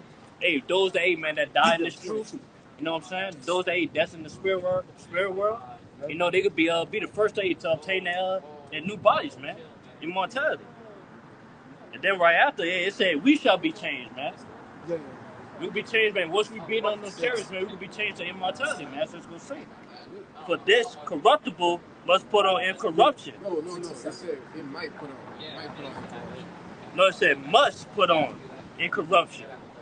And this mortal must put on immortality. So when this corruptible, you want to say something? Yeah, that's why mortal men don't understand the changing in which the Lord gonna bless us with, man, through prosperity, through righteousness, man. A mortal man can't fathom he'll be immortal, because most people say what? YOLO, you live, you die. Yeah, you die. Every man died one day, but we know that there's what? Immortality, man. Only an immortal man can understand immortality, man. You have to be of that, you know, those things are not easily sought out, figured out, man. Or miserable. All you're thinking about is when you read Ecclesiastes, everything I build, I leave it to my son. Yeah, carnality. Everything I build, I leave it to my son. He'll mess it up. All right. Everything I'm doing is in vain. So the thoughts of mortal men are miserable, man. But once you come into the scriptures, you know you're going to live forever. You know you're going to reign forever. You get filled with a joy that's not of this world. The joy of this world is folly, man. That silly, that goofy countenance Jake have when he's doing pranks and just being silly. The joy of the scriptures is a manful joy, man. It's a contentment, knowing that you're going to have authority and dominion forever. It said, so when this corruptible shall put on incorruption, and this mortal shall have put on immortality, then shall be brought to pass the saying that is written, death is swallowed up in victory.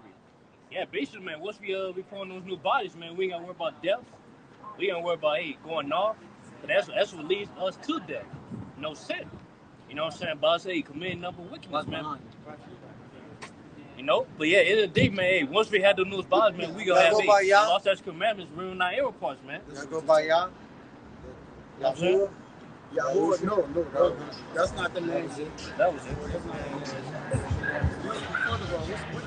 What's the nationality? What nation? Well, I was my grandfather. Okay, Syria or the Lebanon area. Yeah. What? I was just curious because I was always told Jesus and God, so my cousin was telling me it's a different name when we talk to him. So he says it's Yah. Yeah. No, Yah just means he. Yah just means he. But the real name Elohim. No, that's not his name. The real name of the Lord that's in the Hebrew is It's Yahweh. four sentences. Yahweh. Yahweh. Yahweh. Yeah, that's the name of the one. So it's Yah then. Because No, they, it just means he. He means Yah. Yah Yah means Yah means he. because they say like hallelujah, you giving praise to his name. So No. that's the one thing they keep into this day, hallelujah. No, but I'm giving you the real name. The real name Yahuwah, is Yahweh. Yahweh. That's the big man. But it goes by the four paleographic symbols, right? It's like a man and He is. He's Right. self-existent. Right. Right, but the name of his son is Yahweh Shai. Yeah, I agree with that. Yahweh Shai. You're right. Bless. Love you, Yeah, bless. because I'm like, before you go, when Paul was on his way, he was blinded for those 3 days. Right. What name? What was the language that called him? They put Remember when different. Paul was on his way? I think he was on the way to Damascus.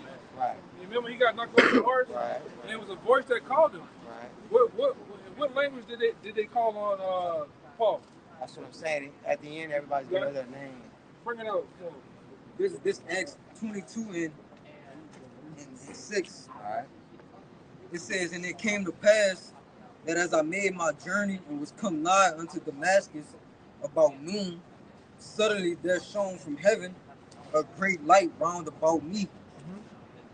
It says, and I fell unto the ground and heard a voice saying unto me, Saul, Saul, why persecutest thou me? And I answered, The answer said 21, it's 21. 21. See, that's the name right there. Right. That's Yahweh. That's the name you need to remember. When he comes, that's who he's gonna go 26 by. and 14. 26 and 14. So if everybody that reads and studies, they're gonna know that name right there. That's the name.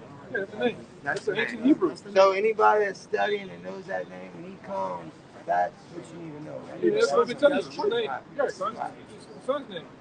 That's what I've been telling you. His name. Hallelujah. No, it's Yahweh. It's not hallelujah. It's Yahweh. When I'm Son saying is praise Son to his name. name, it's So hallelujah. who are you praising? Yah. It's not Yah. Yah just means he. It just Well, means go to he. Psalms. Go to Psalm 60. I know where you're going at. It just means he. Right. It just means he. Right. All right? But Yahweh. Yahuwah. Yahweh. Yeah. How you say it? Yahweh. Yahweh. Right. And you His have son's name is Yahusha. Yahweh Shai. Yahusha. Yeah. Because I know that's correct, because if you look at all the prophets, it all has Yah in it. It's all with that name. Jesus has nothing to do with the actual name. J was made up in the 15th century. Right. You know? So if you know that right there, when he comes, he says everybody will know his name. That's the name. Hey, that give me comes. the Lost Lunar Stone. Because even on the Lost Lunar Stone, it has in the ancient language like this, it has Yahweh and Yahweh Shai name on it. Right. You know? Well, actually, it's ancient telegraph and then that. Paleo Hebrew. Yeah, and then that. Right. Y'all have a blessed. All right, man. I love y'all, man. All right. It always goes back to love, but they don't know the names. They know not what they worship. Because like the elder said, Yah just means the Lord have more, it's more to his name. His name means he is, he exists, he's the be. So all he got is part of the name. Yeah. We have the whole name. When the Lord gave Moses the name, he gave him, moreover, my name is Yahweh. All right, so now we know the whole name. In order to praise the Lord, you got to know his whole name and his son name, because you got to praise the Lord through his son name. That's why you got Yahweh, Bahashim, Yahweh Shai, meaning what? Yahweh coming in the name of Yahweh Shai. So we're all coming in the name of Yahweh, bro. Judah, Yahweh, all right, which is what? Yahweh to praise, but how you praise the Lord? Through what? Fulfilling the law, which comes through his son, which was set for the atonement to come to die, which he sacrificed his blood for. So they don't know that, dude. They just say Yahuwah, Jehovah, all right? You know he was going to, right? You know? And then the heathen can't worship. Get John 4:22. That's what the Jamaicans on the roster they go to. It's strong to say Yah. Yeah, it's gonna say Yah. Like, of course. It said Jesus Christ in there too. Yah. which means Savior, Anointed One. Right? That's what that would mean. Which that's a title. That's not a name. It's Greek, first of all. What is his name? What is his son's name? If thou can tell. And that's Greek. He spoke in the Hebrew, which lets you know he's Hebrew. He of the past, man. The Acts 2. Why brought the Acts? No, you want Come on, y'all. talking about the 26. Go ahead. You got it. It's just certain things you ask. Go ahead, read. Acts 26 and 14. It says, and we were all fallen to the earth. I heard a voice speaking unto me and saying in the Hebrew tongue, Saul, Saul, why persecutest thou me? Right. Now, Yahushua, he set up Apostle Paul as the apostle to the Gentiles. He could have spoken to him in Greek. Yeah. The Apostle Paul was he was a polyglot. He spoke multiple languages. Yes. Why did he speak Hebrew? Because this is the actual language. Like the individual went into, this is the Yah, the Ha, the Wa, the Ha, Yahweh. All right. Yep. The scholars call it tetragrammaton, which means 4 letters. Yep. But we know we're his sons, man. All right. If your father loves you, he's gonna tell you his name. He ain't gonna give you syllables. Yeah. Right? And right now that would just be syllables. Yeah. Right? We have the Lord's whole name. Right? How can you praise him without knowing his name? That's no way to do that. You can't partially know the name, right? And even they're gonna have some men who know the name and they still don't get saved. He don't know that. Right? Because knowing the name don't justify you as part of the elect. But all the elect will know his name and they're gonna praise his holy name. So even so, like the elect shall praise his holy name. Yes. Yeah. So when you look at it, the name is important, man. The name is the only reason we're being saved. It's not about works. So you have to have that name. That's the most important thing, is the name Yahushua. He don't know what each character mean either. He is, though. He is. It's more. He exists. Yeah, but the men of the law, they know his whole name because his reputation complements his name. Yes. So we gotta know that. His word magnified, he magnifies word above his name. Mm-hmm. But through his word, we know his name. His word is Yahushua, through him though. But see, Jake think, oh, you just reading it. Nah, it's more than that. Yahushua gotta knock and give you the name. And he gotta have you believe and having faith in the name. Right? That's to those in the household of faith, which Paul spoke about to those in the house of Achaia and different people. He was speaking to those in the household of faith. I'm gonna get that. Go ahead, brother. Because if you don't have the name of the Lord, you really don't believe. You don't got faith. You got a billion people that so-called believe in the name Jesus, but what are their works? Yeah, because even that account with those vagabond Jews, like they'll try to call them on. They said who Paul preachers, so they really didn't believe in the name. They just heard Apostle Paul was saying the name. He had more demons on him, man. Today you got people that watch the name of the Lord. They study us, they mimic us, they try to break down the scriptures like us, but they're really not. The Spirit ain't dealing with them. So they just vagabond Jews that's trying to be like Apostle Paul. You got spirits on you. Just read the when he bring it out in the Hebrew.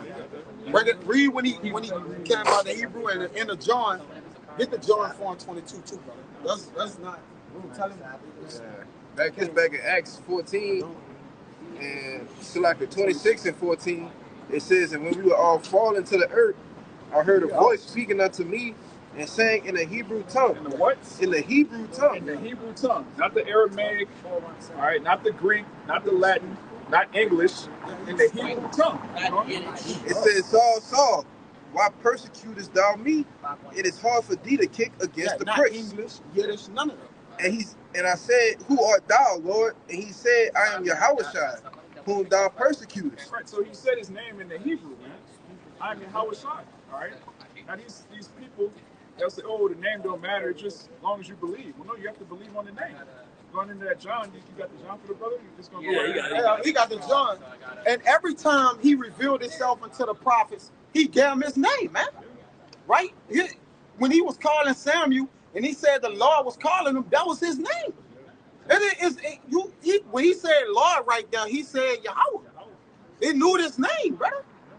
Then, I forget his name, but when they begin to call on the name of the Lord, from being Enoch, all right, from there on, they was aware of the name of the Lord, man.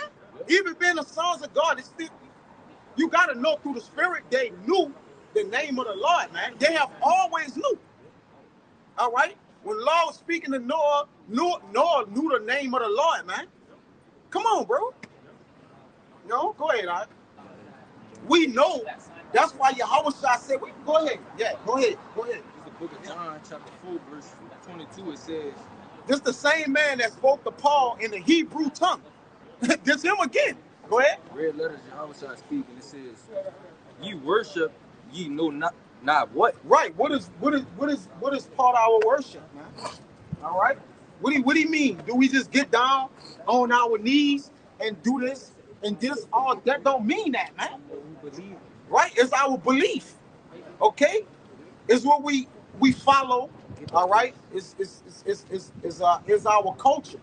Right? You know you go into that word culture, go look it up. All right, go ahead, brother. It says, we know what we worship. It said we know what we worship. We don't slightly, we have an idea of. We don't guess, right? No guesstimates, right? We are assured the things we have learned and believe in. We have assurance. Get it where it says those things that not mixed with faith, Baba Gashah. All right, go ahead, read it. It says, for salvation is of the Jews. So salvation is of the Jews, which Yahushua thoroughly expressed in the book of Acts 5, that he died, and salvation is for who? The Jews. And in Acts 2, all right, that salvation is of what? The Israelites, man. Okay? So read that again. It says, John 4:22 again, it says, ye worship, ye know not what. Right, but who was he telling that to? All right? Do what? That was somebody that wasn't of our nation, man. So they don't know what they worship. Because if you don't worship Yahweh Bashim Yahushua in truth and sincerity in his name, you don't know what you worship. You're worshiping an image. You're worshiping a God that's not a God. Right? There's only one God. Right? Go ahead, brother. It says, we know what we worship. We know. We have knowledge of. We have wisdom and understanding of it. Okay, go ahead. For salvation is of the Jews. It's of the Jews. The Jews consist of these so-called Negroes, Latinos, and Native Americans. The 12 tribes of Israel. All right? Salvation isn't to them. Okay? It ain't to the whole world.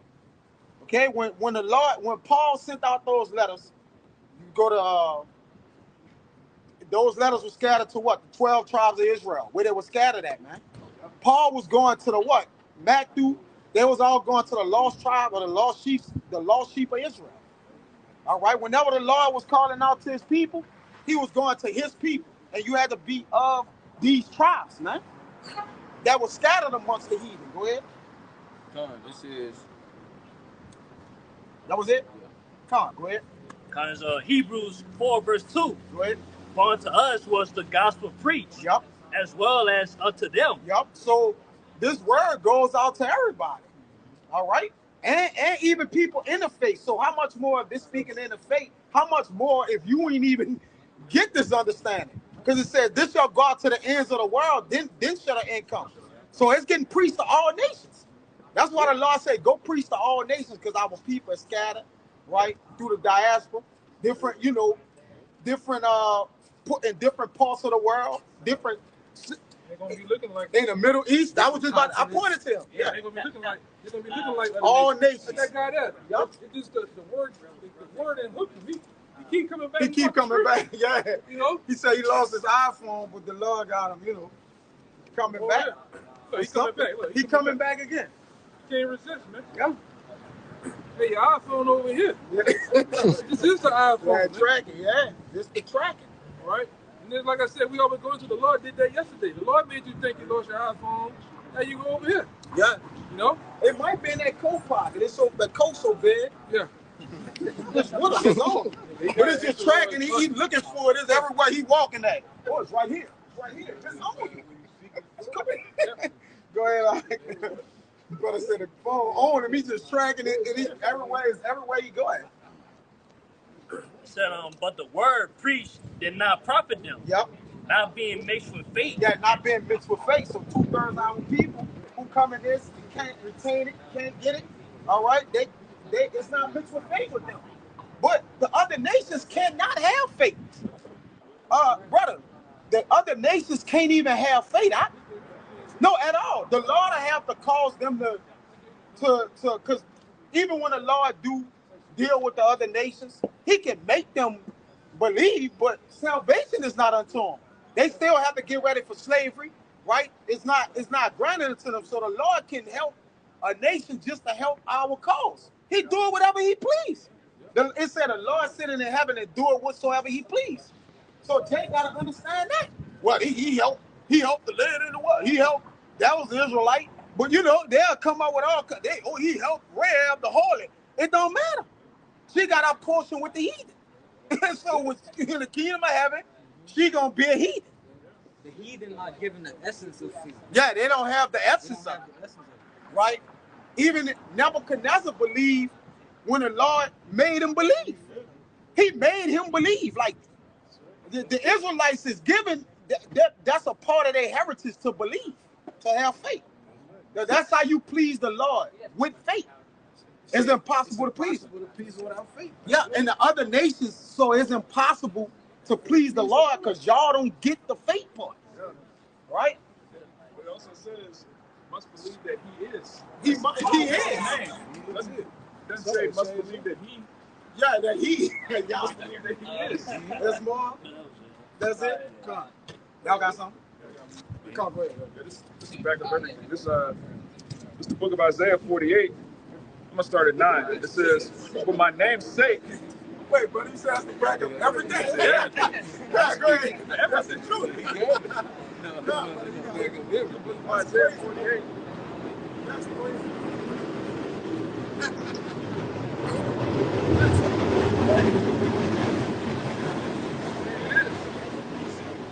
Isaiah 48. I'm gonna start at 9. It says, for my name's sake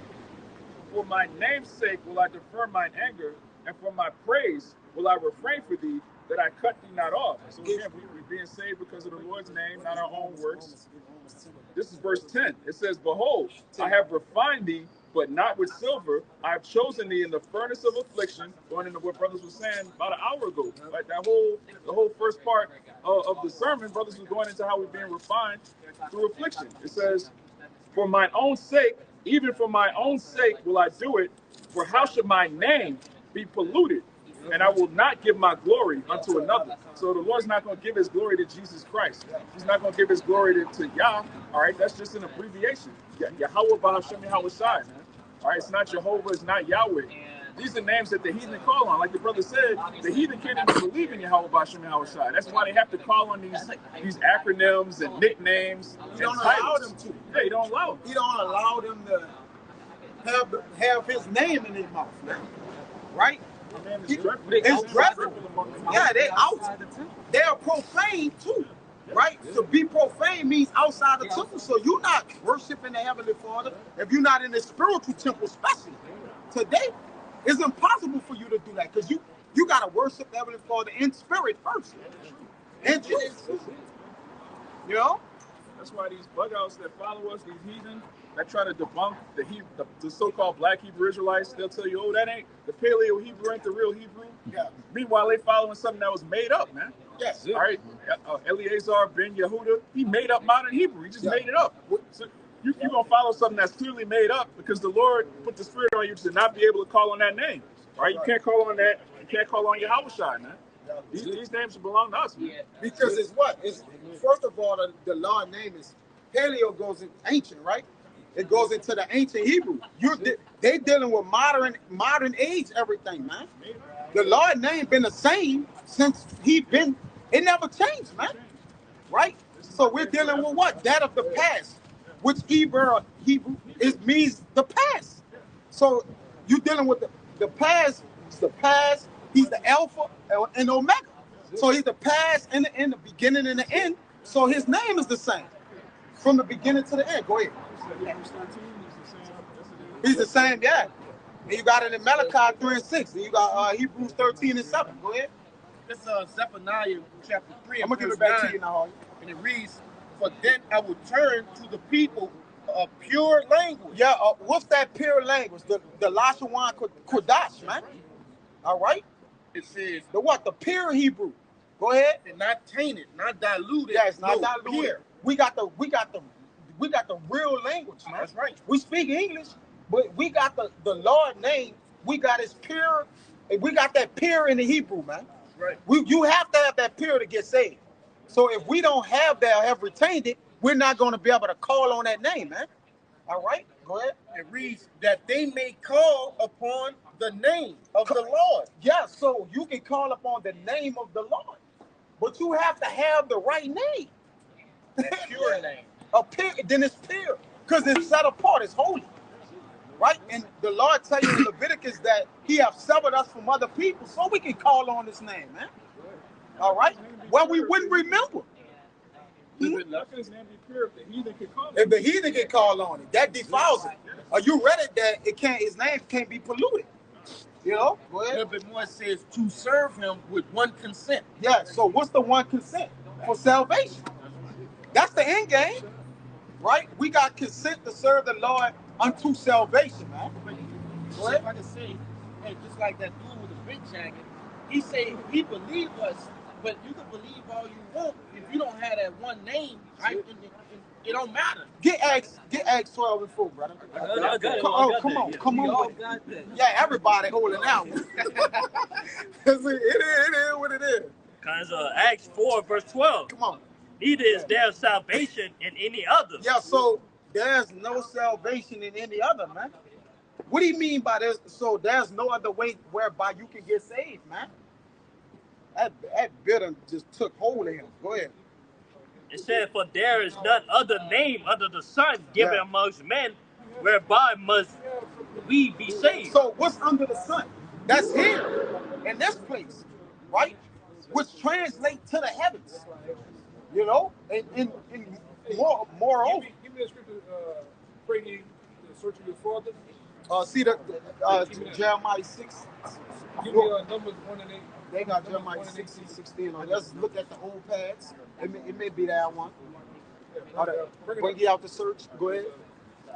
Go ahead. He got it. Tell him the question. The question So my question is if I'm not on board with them, 12 tribes.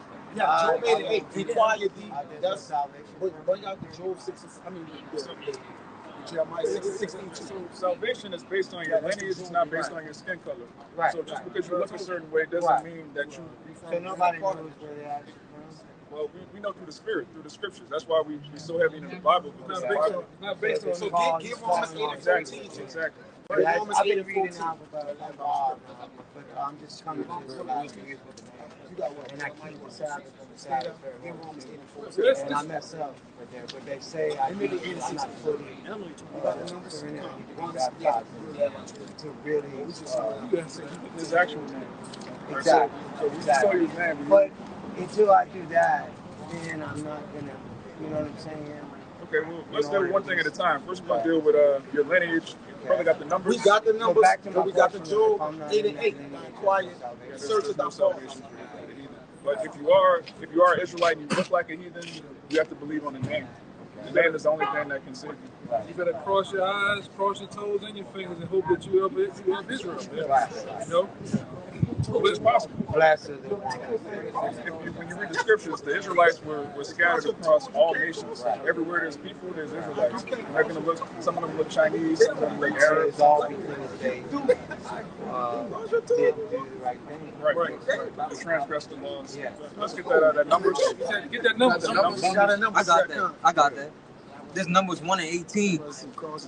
It says, and they assembled all the congregation together on the first day of the second month, and they declared their pedigrees after their families, by the house of their fathers, according to the number of the names, from 20 years old and upward by their poles. Right. Now in the Bible, your pedigree, which is your lineage, is based on the house of your father. It's not based on your skin color. It's not based on a geographical region. Because people migrate. Just because you're from one area doesn't mean you descend from a certain person. So you have a child with someone. My question is throughout the whole Testament, the common thing that if you love your father, how do you love us? keep His commandments. Exactly. So one of the What first the four commandments given to commandments, first commandment is to love Him. How do you love Him? Keep His law, keep His commandments. So What the keep commandments the given to Sabbath. you? What the commandments given to you? Commandments are given to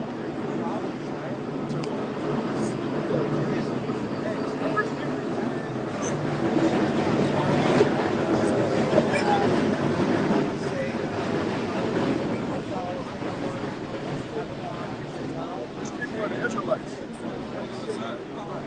gave his laws to the Israelites through Moses.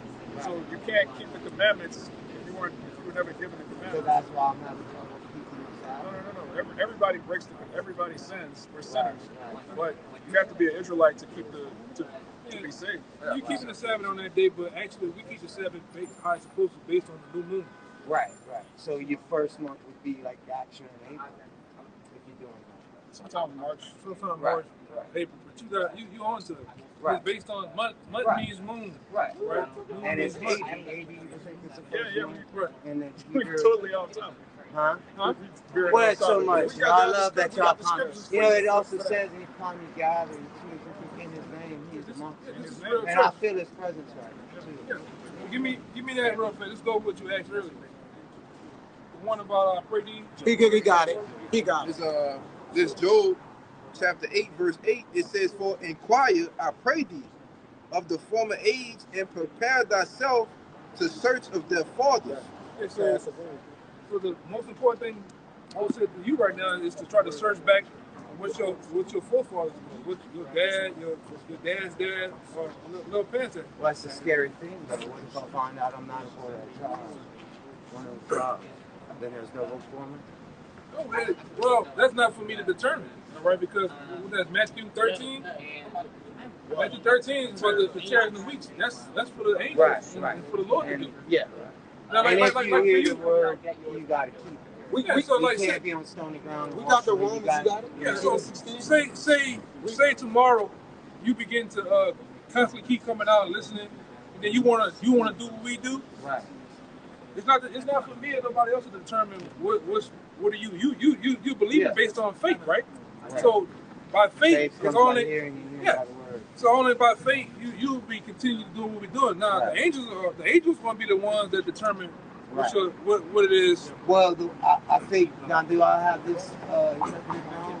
So when the son comes back, he's going to reign for 1,000 years, and David is going to be king on the throne. And the ones that kept his commandments and everything, they actually, y'all will be the judges for 1,000 years. No, Do you believe it's that? gonna be forever. Okay. That means it's gonna be forever. Right. So we're gonna be the governing body, the prophets. Right. Because the world didn't know him, and then y'all doing what you're supposed to do, and the world that know y'all still in the throne. You know what I'm saying? That's when everybody's going to be born. That's right. It's true. You got it. You got it. You got it. Hallelujah. Right. So like I say, and it is just not us. You have men in every state. The Lord have men in other countries doing what we're doing. Right. It's the end. It's the end time. It is. Every And time. he's drawing his people at the end. Right. There's a falling away, and now they're coming back. That's right. You got it, man. You got it. Y'all Hey, say hey, you got. I know you had a situation with your phone, but Well, no, so listen, my phone got Let me write stolen that last night. My buddy lives right here. I'm waiting for the mailman to. got a pin. As soon as he can lose my iPhone, I'm coming back. You live With here? y'all here. You live here? I You live, see a pin, I live in Lafayette. When I come, I'm in New Yeah, Orleans. we got a camp in Lafayette. Oh, really? Yeah. Yeah. Put me on. Give me on ministry. Yeah, hey, we're gonna bring them scriptures out that he wanted to, Yeah, as soon as I Hey, get hey, read the Job. Yes, sir, yeah. Read the Job 8 and 8. We gonna continue the edification on it because you make a good question. Yeah, Because Job chapter 8, verse 8, it says, "For inquire, Yeah. I pray thee." How you inquire? All right, you gotta go to the Jeremiah 6 to inquire about something. Is to seek diligently and to search diligently until right, deeply. Right. Go ahead. It says, "For inquire, I pray thee of the former age, Of the former age, right? Go ahead. and prepare thyself to the search of their fathers." Yeah, so searching for your father, just going back to your what? Tracking your lineage or your heritage, which we got to be able to track ourselves from Adam all the way to where we at. And you can. You got biblical resources, which the Bible is a map. It's also a map. It tells you where we was, where we went to, where we exited from, right? Where we exit out of Egypt, went into here, exit out of our homeland, ran into Africa. It tells us what? The wheres and to who, the who, what, where, whens, and why. We got all of the questions, man. It's full of answers. The Bible has answers. All right, for every question. That's what you know. So it's even a navigator for our for answers to the, because the Bible can answer every question. All right, Everyday life. Yep, everyday life. Okay, so our fathers today are what in America? We're in different parts of the world too, right? But when you search for our fathers, elders, different people coming back in their lots, right? They're in America. Okay, they're scattered all over the four corners because our people are Hosea 8 and 8, right? In a vessel, okay? But what? We're amongst the heathen, all right? But still in all, we can find ourselves in the Bible and locate ourselves today. So that's a spiritual GPS, right? Everybody using it, the phone. You see people walking, they doing this when they get to the corner. Well, we're using the Bible as guidance, man. All right? Until what? Huh? I was about to say them phones could lose connection. Yeah, when this lose connection, then you ain't gonna know who you is, where you at, right? You ain't gonna know nothing, man. Like on the movie last night, she couldn't find her daughter. They had to go through a military search, but you ain't gonna even be able to do that. We just do a spiritual search of our fathers, and we can track them back through kings, right? Different judges, right? We can find our what? Our heritage, man. Go ahead. Different captivities too. Yep. One way we do it too is identifying through the Genesis 49. through different clues of how the tribes are, man, how they act, the things they into, man. Yep.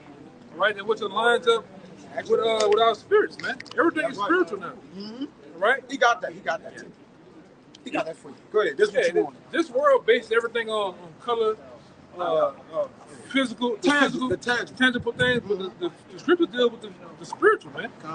Right? I'm just happy that I believe that I'm an Israelite, man. Yeah. We'll deal with the tribes and shit later, you know. Right, brother. As long as I'm in, I don't care. Yeah, that's the right? main point. That's the main point. He got that. Oh, Yeah, yeah. we've been holding that. Yeah, brother. This on. No, you good. Okay. You on his spirit. You on it. Go ahead. We had this for him, but he kept jumping around. You know, he was jumping around, and that's why I said we still bring it out. Go ahead. Because Romans 8 verse 16, the spirit itself bear witness Yeah. with our spirit. How can it bear witness, man? All right, it's identifying. It's making identification on something, man, through the spirit. That's why I say the spirit itself. So the spirit don't mix with the carnal. It don't mix with the carnal. The carnal is the carnal, the flesh and the spirit is something different. Right? Go ahead. It said the spirit itself bear witness with our spirit that we are the children of the Most High. Right. So the we goes into what? These nation of people that's scattered. Right? So you got a brother right there, pretending he's been here over. I will tell you, the spirit don't have. If this not for certain people, they're gonna be offended by it. Right? Y'all I say, blessed is he that's not offended. Most of you look at those other nations that look like other nations, and the jakes come up, right? Other nations, they're gonna be gone. They're gonna wag their hand, be offended, because the spirit is what is cutting their spirit, man. Yeah, he been here. He believed. He wholeheartedly she believed too. Yeah. Because they believe. Didn't Titus grandmother and it was Titus? Timothy, my bad. Timothy. So like aunt and mom believed, man. You know? The father did believe that. Yeah, but he was an Israelite. Yeah, he was It don't matter. Yeah, come on. No, but The grandmother. The Israelitish woman they called him, his father was a Greek. So Was a Greek. His father Was a resonated Greek. with the Greek fashion. Con. But he still was an Israelite. He was an Israelite, yeah. Go ahead. There's more. You got the Jeremiah 6 and 16? Go ahead, read that real quick. And then I'll give it to you. It's the book of Jeremiah, chapter 6, verse 16. Go ahead. It says, thus said the Lord, Yeah. stand ye in the ways Yeah. and see and ask for the old paths. So the old paths goes back to the search of our fathers. The old paths is what lead us unto today, that we would know that of old. You got to know the past, right? The Lord requires us to know the past. He required that which is past. That's how you judge all matters, so we can know what future, what direction they're going. You can't just be traveling and don't know where you came from. That's not the way it works, man. Go ahead. And if we searching out those old paths of the spirit, what they say when the subject, the prophet, the spirit of the prophet subject to the prophet. yeah. Subject to the So prophet. if the spirit is subject to the prophets, then back then, if we those men, we just searching out ourselves. That's it. You got a Lord like his judgment until a reign. Mm-hmm. So We just remembering the ourselves. man, you're remembering yourself in the land of their captivity, and we the ones in captivity. These are the people in captivity, man. All right, and we align with through the spirit, brothers. You align with these people, man. It ain't no coincidence. We ain't just out here calling ourselves something. We have no idea what we calling ourselves, man. Our people are poor, oppressed. We meet all the criteria of what the Lord chosen people is today, of what they was of old, back in Deuteronomy, when the curses was put on us. All right, we meet that criteria today. So it's hard to be like, well, these not the people of the Lord. Okay, that's not the people of the Lord, then who is? Right? Because the people are claiming themselves to be the people of the Lord in the land, they false imposters, man. They don't fit none of the prophecies, man. It contradicts the Bible. And we know the Lord is not a man that he should lie. Go ahead, bro. No, all the confusion. Yep. It says, where is the good way? Yeah, the good way. Which is the right way. Go ahead. And walk therein. Yeah. And ye shall find rest for your soul. Then that's how we found rest into our souls, man. It gave us peace. Which, that's when Yahushua came unto us. He's what? He's shalom. He's the peace. He's the rest. All right? The king of peace. So we got the peace when we found the wisdom. We found out who we was of old, that the kingdom of heaven, dominion, immortality is coming into us, and that gave us rest, man. All right? Said that. He said the truth shall make you free. The truth shall make you free. Like when you handcuffed and in bondage, the only peace of mind we get is the scriptures, right? Is a comforter. So when you in jail, which we are in jail, we still in prison according to Isaiah 42:20. We're spoiled, all right, and in prison. We're actually found in the hands of the man that stole us, according to what? Exodus 21:16. We're actually in the prison, in the pit, man. Snared. But free spiritually. Yup, but free spiritually. All right, go ahead. Let's move on. And it says, Go ahead. but they said, You got it now. we will not walk therein. Yeah. So we're not walking therein, then what? We got the curses in which they still on us today. The curses are not off us, but we have remembered ourselves and what? We surely starting to come back to the Lord, which we have came back. All right, and that's why you see this phenomenon happen where men are rising up in all four corners of the earth, what? Praising the name of the Lord, Yahweh Ba'ashim Yahushai. That wasn't coincidental, it was prophetic. Go ahead, brother. That's another sign too. That's showing we are those people. We those Giving people. about the churches. In those last days, they show what? Of what? Jeremiah 28:8 tell you, right? Of pestilence. They're going to be preaching of wars, pestilence, and what? The end time to come, man. The prophets get raised up what? Last, man. Along with the apostles. They should come forth last, and then what? Tell the world of judgment. And now you see, it said your eyes shall see your teachers. So you see the apostles of the earth. All right? True that sprung up, man. That had been so long without fruit, it done sprung up. Go ahead, Nahar, you got it, bro. What? You got it. What's the fact that the brother was saying about a heathen is not going to be able to stand in the presence of the Lord and deal with the scriptures? This is why it says, it's the letter to the Hebrews chapter 4, verse 12. For the word of Yahweh is quick and powerful and sharper than any two-edged sword, piercing even to the dividing asunder of soul and spirit and of the joints and marrow, and is a discerner of the thoughts and intents of the heart. So the scriptures cut you, man. If you're a heathen and you standing up here, you're going to be cut by the judgment of the heathen. You're going to be really cut by the promises given to Abraham, Isaac, and Jacob, because the heathen ultimately hate these people. If you're a so-called Negro, Latino, Native American, you have enemies. Your enemies don't want to hear about you ruling on thrones. So that's gonna cut you. You're gonna walk away. You're not gonna hang around for an hour asking questions about the Bible, right? Those are Jakes. You got it right.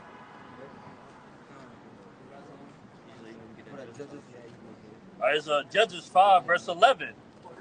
They that are delivered from the noise of archers in the places of drawing waters. And that drawing waters represents captivity, slavery. It said, there shall they rehearse the righteous acts of the Lord, even the righteous acts towards the inhabitants of his village in Israel. There shall the people of the Lord go down to the gates. Yeah, so those same men, you know, the same men that we, you know, it's like, I'm losing my train of thought. Yeah. Read it one more time. Bro. It's in the place of drawing waters, there shall they rehearse the righteous acts of the Lord, even the righteous acts towards the inhabitants of his village in Israel. There shall the people of the Lord go down to the gate. Yeah, and that's what we doing. We rehearsing the righteous acts in our captivities. Those same people, this big. And it's gonna see that in the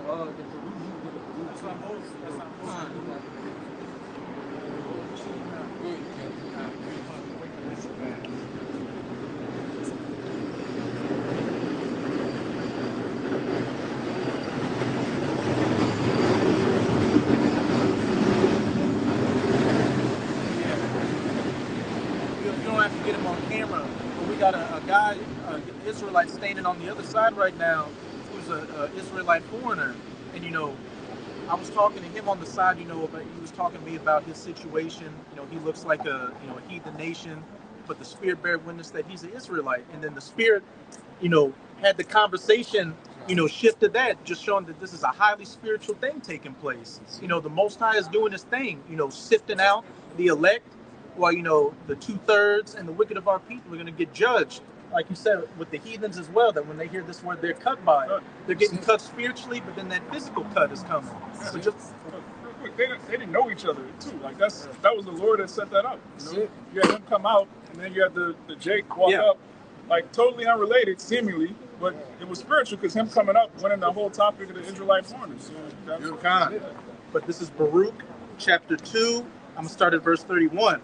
And shall know that I am Yahweh their power, for I will give them an heart, which is speaking of your mind, your spiritual mind, and ears to hear, and they shall praise me in the land of their captivity, you know, the land of drawing waters, you know, cutting wood, being in slavery, and think upon my name, and return from their stiff neck and from their wicked deeds, for they shall remember the way of their fathers, which sinned before Yahweh. You got it. Yeah, that's us remembering our heritage and turning back to the Lord. Because ultimately, those people who are in captivity, those curses fall on the Israelites. You know, so we just returning unto our heritage that we was once, you know, one with. Hey, you can't be a part of something or know something that you never knew. Yeah, it's like you can't remember something you never knew. I got to get that Ephesians 2:12. Somebody get that in the Strongs. Get that word commonwealth. Okay.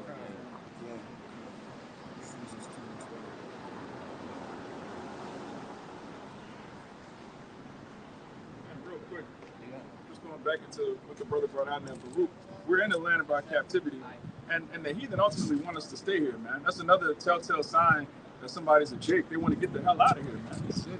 Right? You have a lot of our people, 2/3 of our people, they're counted as heathen because they want the heathen to still reign, man.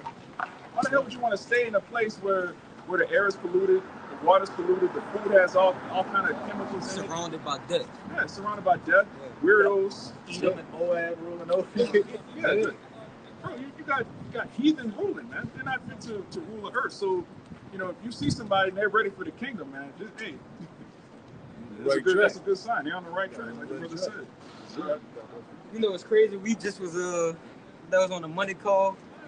We just was talking about how why wouldn't you condemn a person who, you know, just that can't come looks like another, you know, nation. We just went into that as a spirit too. I just wanted to make that point. Because we just was talking about that on the call.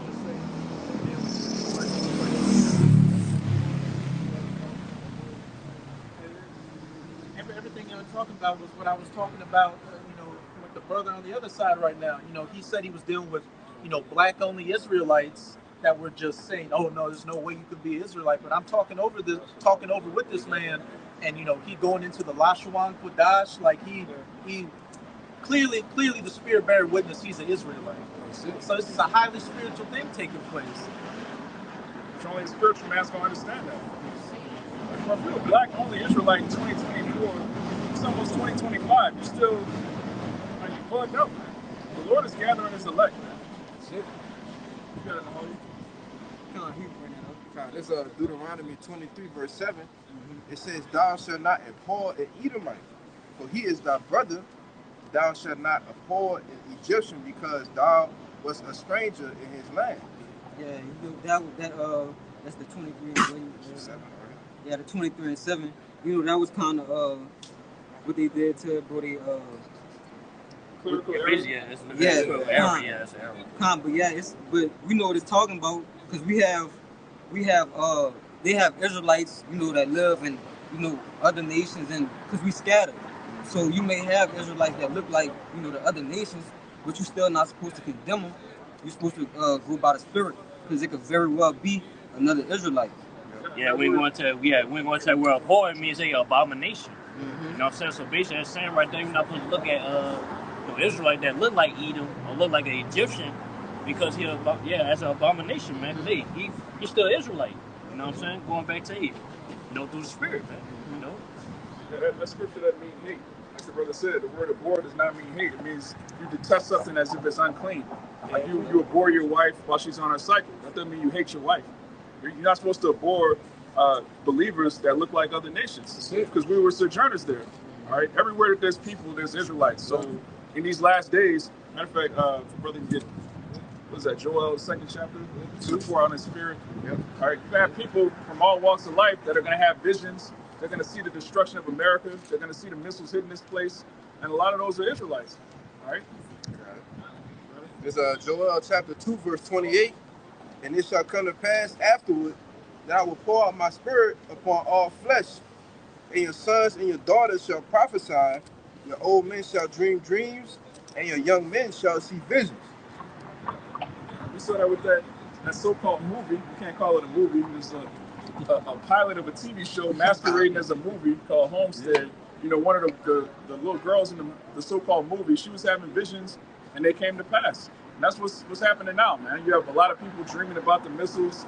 They're dreaming about the destruction of this place, because the Lord's coming back, man. That's it.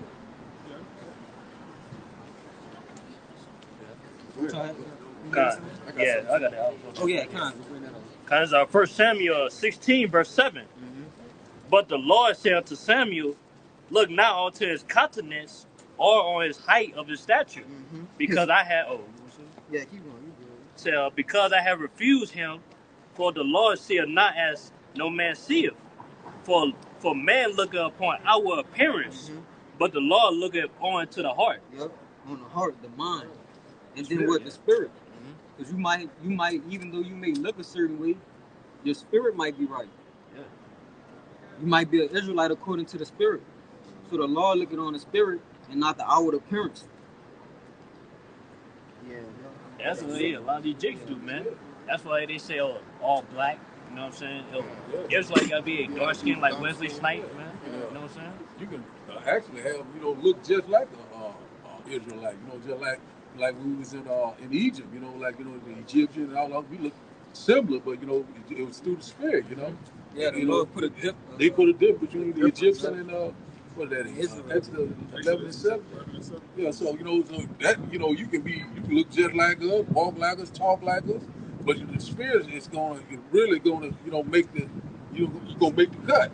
The Spirit gonna draw you, but through the Word. It's not about what we see. It all comes down to the Spirit. There you go. Because just like you look like an Israelite, but you're a heathen, man. You're the Spirit, man. You see many exampels, man. You know what I'm saying? Ain't about afros and what I'm saying, big kahunas and stuff like that. Melanated. Melanated. Man. Yeah. Like I say, the Lord He gonna do more and more examples like that, just to confound those other camps, man. Like this is a magnificent work, But he said in Habakkuk I'm a work of work in your day, which ye shall not believe, though it be told to you, man. Hey, man, the Lord is getting ready to send an influx, like the brother alluded to. That's right. An influx of these Israelites that scattered among these different nations, man. You know? But I got a quick precept. This Isaiah chapter 11, verse 10. It says, and in that day there shall be a root of Jesse, which shall stand for an ensign of the people. To it shall the Gentiles seek, and his rest shall be glorious. All right, we know that's talking about Israelite foreigners, man. It says, verse 11, and it shall come to pass in that day that the Lord shall set his hand the second time to recover the remnant of his people, which shall be left from Assyria, and from Egypt, and from Pathros, and from Cush, and from Elam, and from Shinar, and from Hamath, and from the islands of the sea.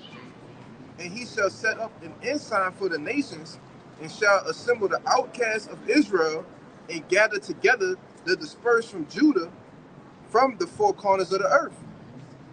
Yeah, and the scriptures, bro, that's easy. Because first, because a scoffer read that and say, oh, that's to the Gentiles, that's to the other nations. But then at the end it says the outcasts of Israel. Yeah. So it's still talking about Israelites that scattered abroad, you know, across the four corners. Yep. You get that too. And this, if I can say, this is that ensign that the Gentiles are seeking, man. All right, starting with the apostles on down, man. You know, coming through the spirit and power of Yahweh Bashim Shah.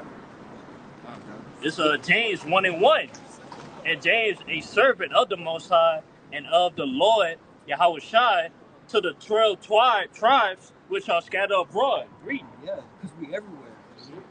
Israelites everywhere.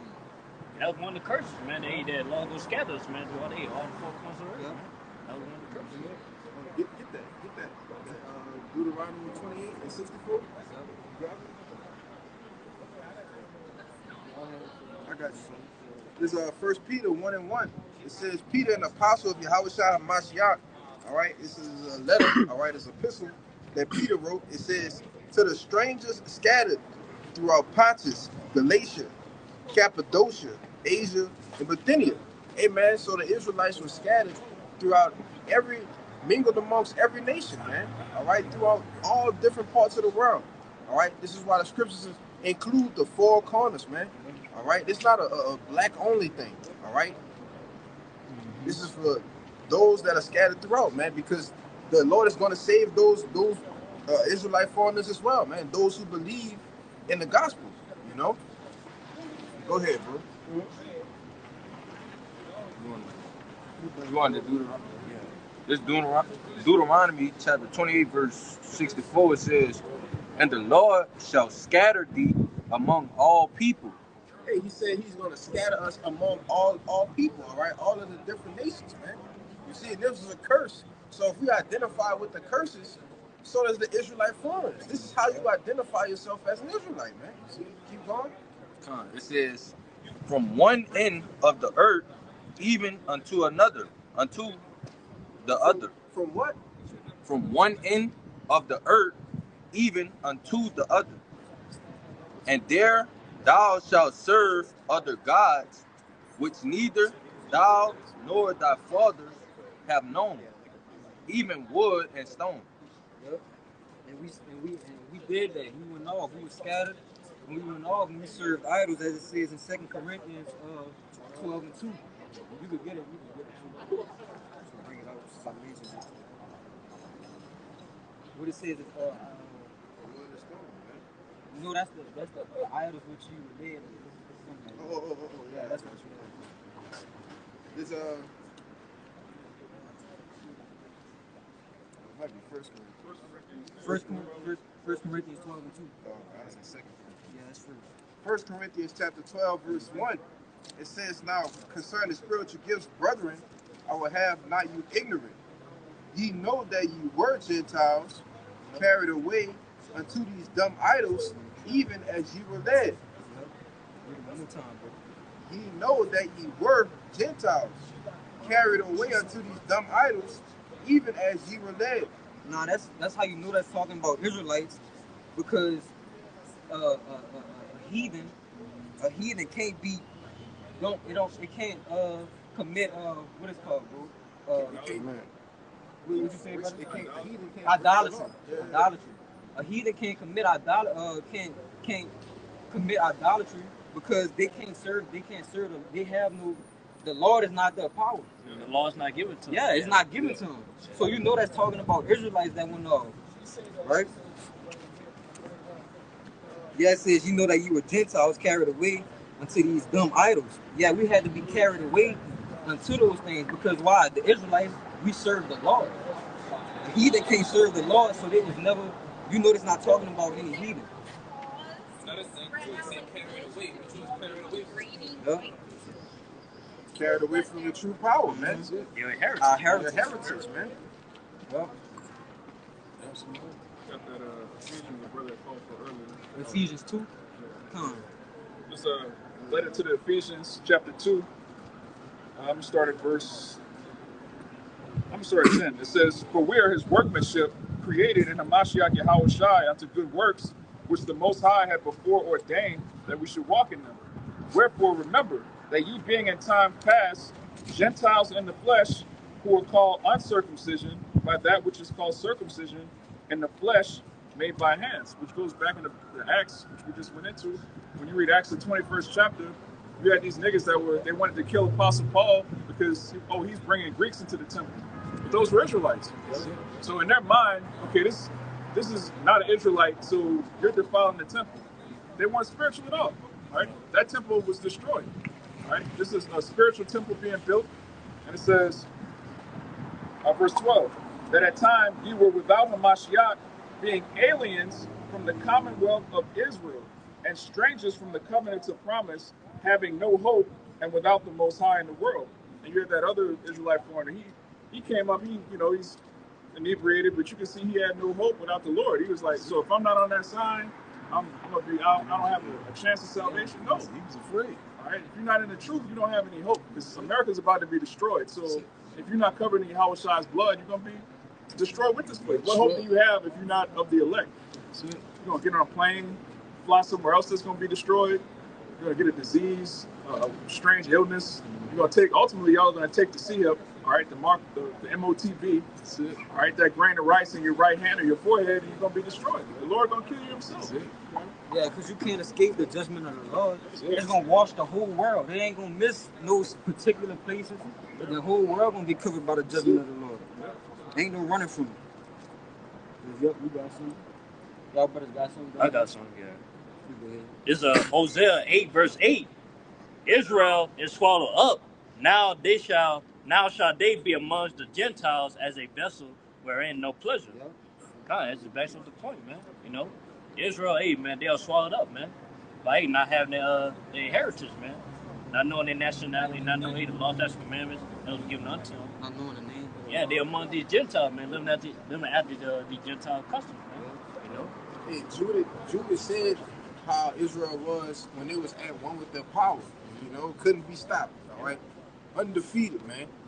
But look at us in the state. What happened to us in this present day? Look at our people now. All right, look at the condition our people are now by not seeking Yahweh B'Shem Yahushua, not following the laws, statutes, commandments to the best of their ability, which they were given, man. You see? Go ahead, bro. I got a precept. It's the book of Baruch, chapter 4, and verse 6, and it reads, "You were sold to the nations, not for your destruction, but because you moved Yahweh to wrath. You were delivered unto the enemies, for ye provoked him that made you by sacrificing unto devils and not to Yahweh. Ye have forgotten the everlasting power that brought you up, and ye have grieved Jerusalem that nursed you." So backing up everything these brothers were saying, right, once we, went off, we stopped following the law, statutes, and commandments, right, pretty much the Lord dealt with us, man, right? He put us in punishment, put us, in like a jail sentence, man. You got it. Shit, I could jump over the, that is, to chapter 3 and verse 8. And it's also, like the brother was saying, how you identify who the children of Israel using the Bible. Right? This says Baruch 3 and 8, and it says, Behold, ye are yet this day in our captivity, ye where thou hast scattered us for a reproach and a curse, and to be subject to payments according to all the iniquities of your fathers which departed from the Lord. Um, I keep going down. Verse 9, it says here, Israel, the commandments of life, give ear to understand wisdom. How happened it, Israel, that thou art in thine enemy's land, and that thou art waxing old in a strange country, that thou art defiled with debt? And that's the very same thing that's, we see day in and day out, man. You know? They said they been defiled with debt. Was they that represented these heathen nations, man? Yep. You know? Because how are they dead? Because they don't have the law, statutes, commandments, man. That's how they being dead. Like I say, man, we've been made alive, man. We've been made alive today because we return back to our heritage, man. Hey, fuck him. Rehearsing the righteous acts, man. Law, statutes, commandments. Yeah, when was that out? That was 3 and 8. You would jump to 4 and 1. All right. This is Baruch 4 and 1, and it reads, "This is the book of the commandments of Yahweh, and the law that endureth forever. All that keep it shall come to life, but such as leave it shall die." Yeah, it said, "Oh, this is the book of the commandments, man. All that keep it, all right. The understanding, the wisdom shall come to life." As it says in Proverbs 21:16, which backs you up, what you said. Yeah. You know, the wandering out the way of understanding shall remain in the congregation of the dead. Yeah. You see? So you don't, or you depart from this book of the law, it say you're going to die, man. All right? You're going to be spiritually dead, you know? But y'all got it. Yeah, that's the majority of our people, man. Our majority of our people is spiritually dead. You know what I'm saying?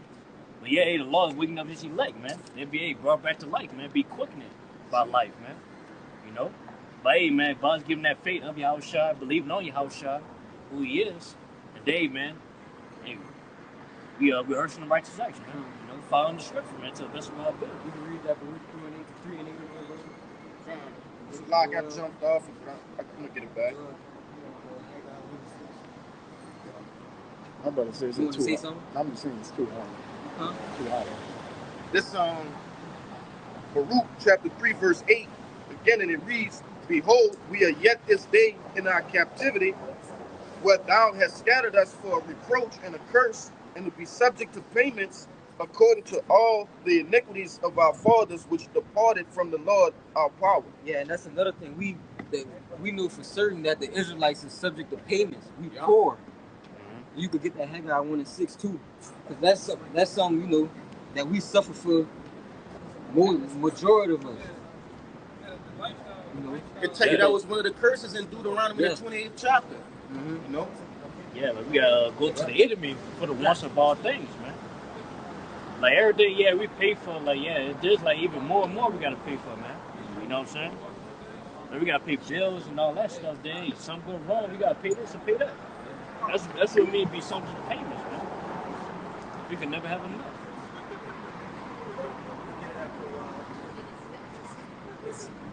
you got You got a Haggai? You got that, brother? What you got? The Haggai 1 and 6. Yeah, I got it. This Haggai, chapter 1, verse 6, it says, "Ye have sown much and bring in little. Ye eat, but ye have not enough. Ye drink, but ye are not filled with drink. Ye clothe you, but there is none warm. And he that earneth wages to put it into a bag with holes." Haggai 1 and 6 again, it says, "Ye have sown much and bring in little. Ye eat, but have not enough. Ye drink, but ye are not filled with drink. Ye clothe you, but there is none warm. And he that earneth wages to put it into a bag with holes." And they feel like you know, we work just to pay bills, bro, and that's it. And that's all we could do, bro. You know? Yeah, it's like putting a bag with holes in. Like as soon as you put something in there, it's gonna fall off. It's like the quicker we get paid, the quicker we gotta give it away. This is out of the book of Lamentations, chapter 4, verse 4, and it reads, "We have drunken our water for money, our wood is sold unto us, our necks are under persecution, we labor and have no rest." You know, and go ahead, you can pray. Nah, but yeah, it was going into it. We drink our water for money, which there's water all around us, but yeah, we have to go to this devil to his stores and purchase water. Right? We have to purchase basically things that's supposed to be free. And it says our necks are under persecution, which it is. Right? This devil, well, the brother Kaya, he always say now he made a very good point a while back. If you had a neck of something, you have full and total control over it. God damn. You know, you have full control over it. Right? And this devil have his foot on our necks, man. And it says we labor and have no rest. Yeah, and hey, that brother was just telling us what happened with him yesterday. That brother was working for what, like 16 hours, huh? Yeah, that's sick, bro. We have no rest. Then got to get up and go to work again the next day. You know? You got it, huh? Yeah, we slaves. We heavily oppressed. But though spiritually we've been set free by the word of the Lord. Yeah, y'all got any? Elder brought up Matthew the 13th chapter, but letting the tares and the wheat grow together, because people be worried about the look of, well, what if that's an Edomite? What if that's a Moabite? Yeah. Well, the Bible says this. This is the book of Acts, chapter 5, and I'm gonna start at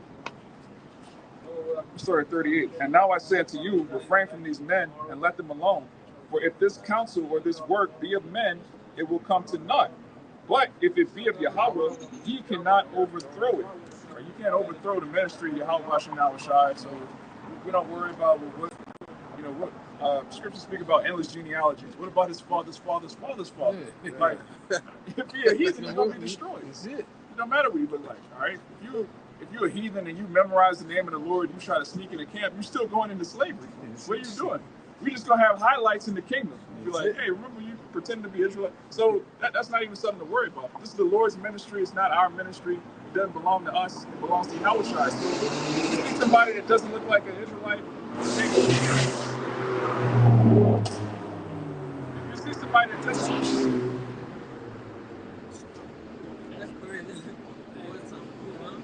The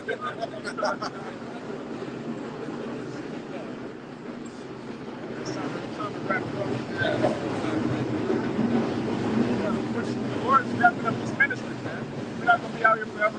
So, like, you see somebody that looks like an Israelite that doesn't, what they believe, hey, abhor not an Edomite, abhor not a Moabite. Don't abhor these people, man. What you got, man? Yeah. So with that, if you no matter how you look, if you're a believer, just keep believing and hold fast on faith. Until that set appointed time come where those things are revealed.